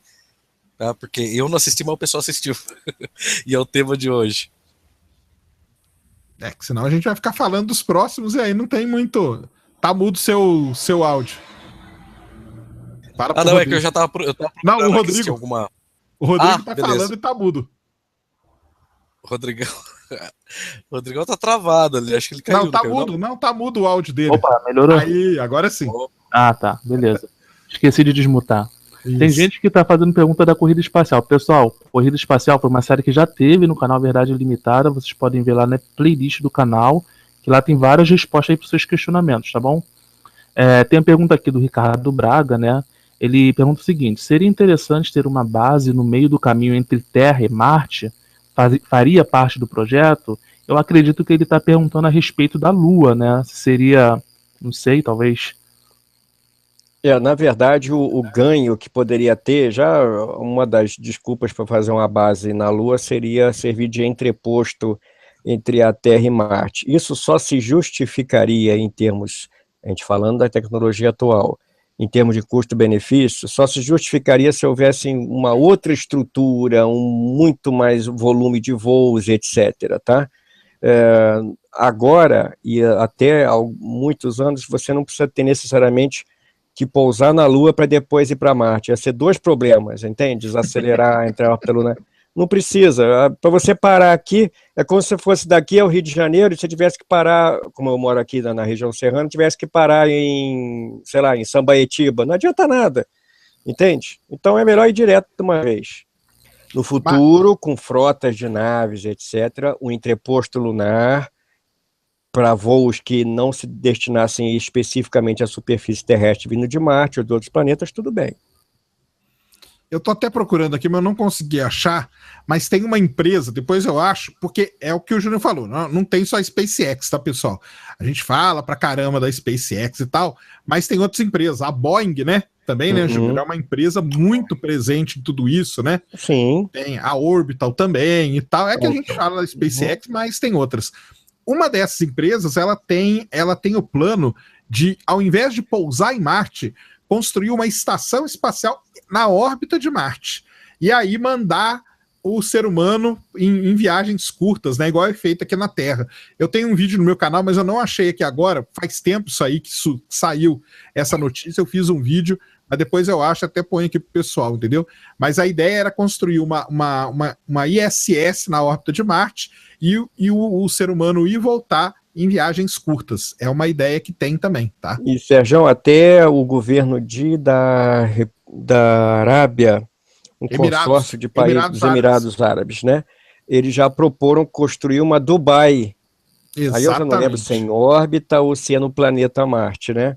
Isso. São umas ideias malucas assim, mas eles têm dinheiro, né? E podem contratar, né?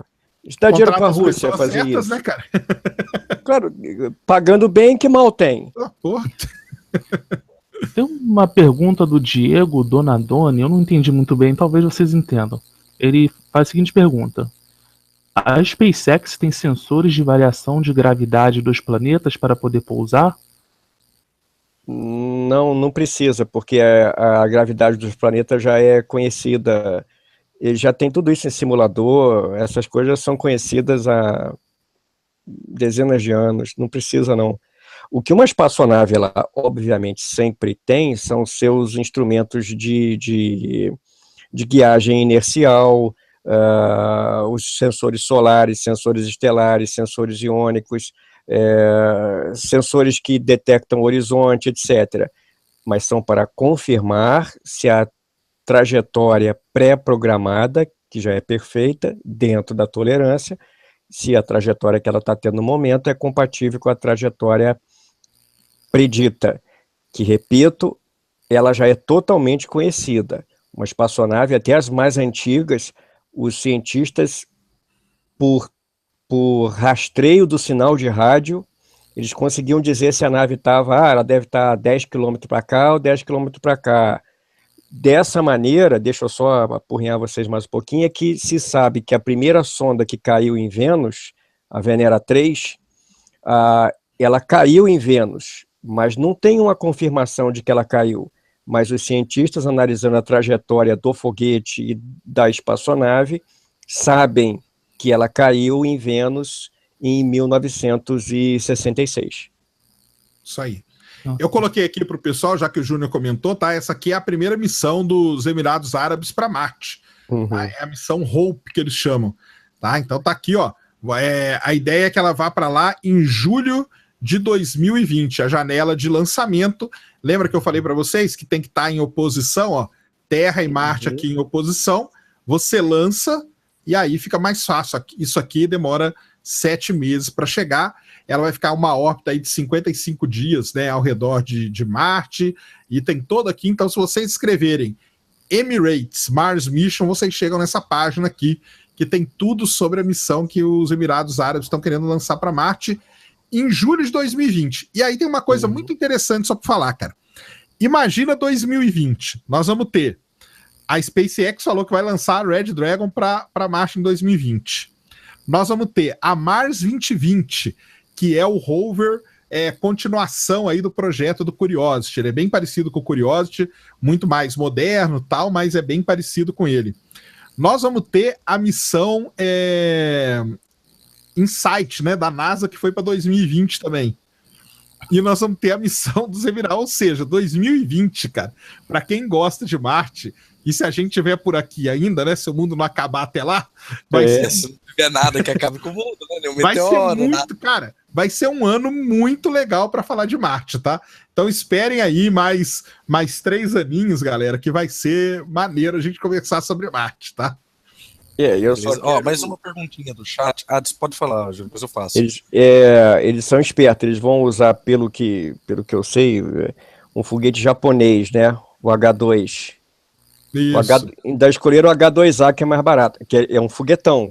Os foguetes japoneses, ninguém fala, japonês é que nem mineiro, ele come quieto. A gente não percebe, mas se vocês procurarem o programa espacial japonês, eu vou fazer uma aula básica primeiro, só para introduzir. O programa espacial japonês é fantástico, com foguetes maravilhosos, mas eles escolheram um H2A mais baratinho, que eles não são trouxa, para mandar essa esperança, né, Hope. Isso, né? a Hope. Al-Amal, como eles falam lá, né, Al-Amal, né, vai ter que aprender árabe agora, Júnior, porque o russo já ficou para trás, cara. Eu vou ficar triglota. Eu vou ficar tetraglota. Tinha uma pergunta do fanismo, que foi assim, ele perguntou se o alimento lá em Marte vai se resumir em batatas ou existem outras possibilidades. Batata doce e ovo. Batata doce e ovo. É que hoje mostraram, né? O dióxido de carbono gosta, né? Deixa eu só dar o crédito aqui para o Renato Miranda, ele me lembrou. A empresa que é ir para Marte é a Lockheed Martin. Eu achei aqui na Popular Science, vou compartilhar aqui a tela para mostrar para vocês o que eles querem montar na órbita de Marte. É isso aqui, ó. Tá vendo? A ideia deles é ir para Marte em 2028, tá? Uma estação espacial para 6 astronautas, tá? Então essa que é a ideia, só para constar aqui, é a Lockheed Martin, tá? Quer mandar humanos para Marte em 12 anos. Então, a Lockheed pode fazer, aliás, toda empresa pode fazer esses planos assim. E a Lockheed é super conceituada, obviamente, né? A Lockheed é um gigante. Só que desses planos assim, o inferno tá cheio, tá? Isso aí eu vejo esses troços aí, já tem ideia... Cara, tem empresa japonesa, Mitsubishi, Kawasaki, 1989, cara. Eu era neném, tava na fralda, já via isso, entendeu? O que não quer dizer... Obviamente que não seja um projeto embasado, obviamente. Não, e para as empresas eu até entendo, cara. Os caras têm que fazer isso mesmo, entendeu? Claro. Tem que lançar ideia e... Claro. O cara lança um negócio desse, cara, ganha, a ação dá aquela subidinha que ele precisa e vambora, cara. Vambora. Exatamente. Não tem nego vendendo livro de disco voador, pô? Sempre tem um otário para comprar. Sempre tem. Terra plana, sempre tem um trouxa para aguentar esse negócio. Então... A gente que não rouba... Segundo o... Alfinetadas. A gente aqui do Rapina que não rouba ninguém, não engana ninguém, por isso que ele tá pobre. É isso mesmo. Pobre mesmo. Segundo o Neil deGrasse Tyson lá, que ele fez uma série, como é que chama aquele programa que ele faz de noite? Ele fala... Star Talk, isso mesmo. Ele comentou lá. Isso, falando com as estrelas. Ele estava comentando com o cara que criou essa ideia de ir para Marte. Aí ele falou depois assim, isso aí vai ser o BBB dos horrores, porque o pessoal vai ficar enxergando as pessoas chegando em Marte, mas não vai ter como sobreviver lá. Não. Existe essa dúvida, como sobreviver em Marte não é um negócio fácil. Não é mesmo.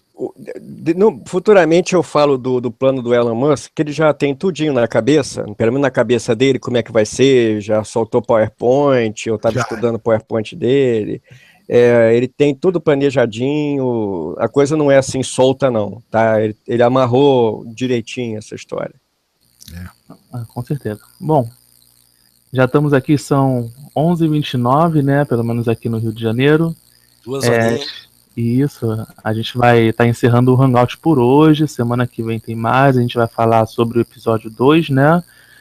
Hoje não deu para falar nos 2 capítulos, porque é muitos detalhes técnicos abordados, mas semana que vem a gente vai falar sobre o episódio 2 da série Mais.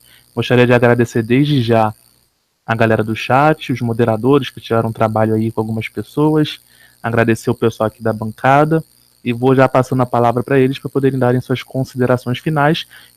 E vocês que têm canal, façam seus anúncios também. Júnior, canal Homem do Espaço, pode ficar à vontade.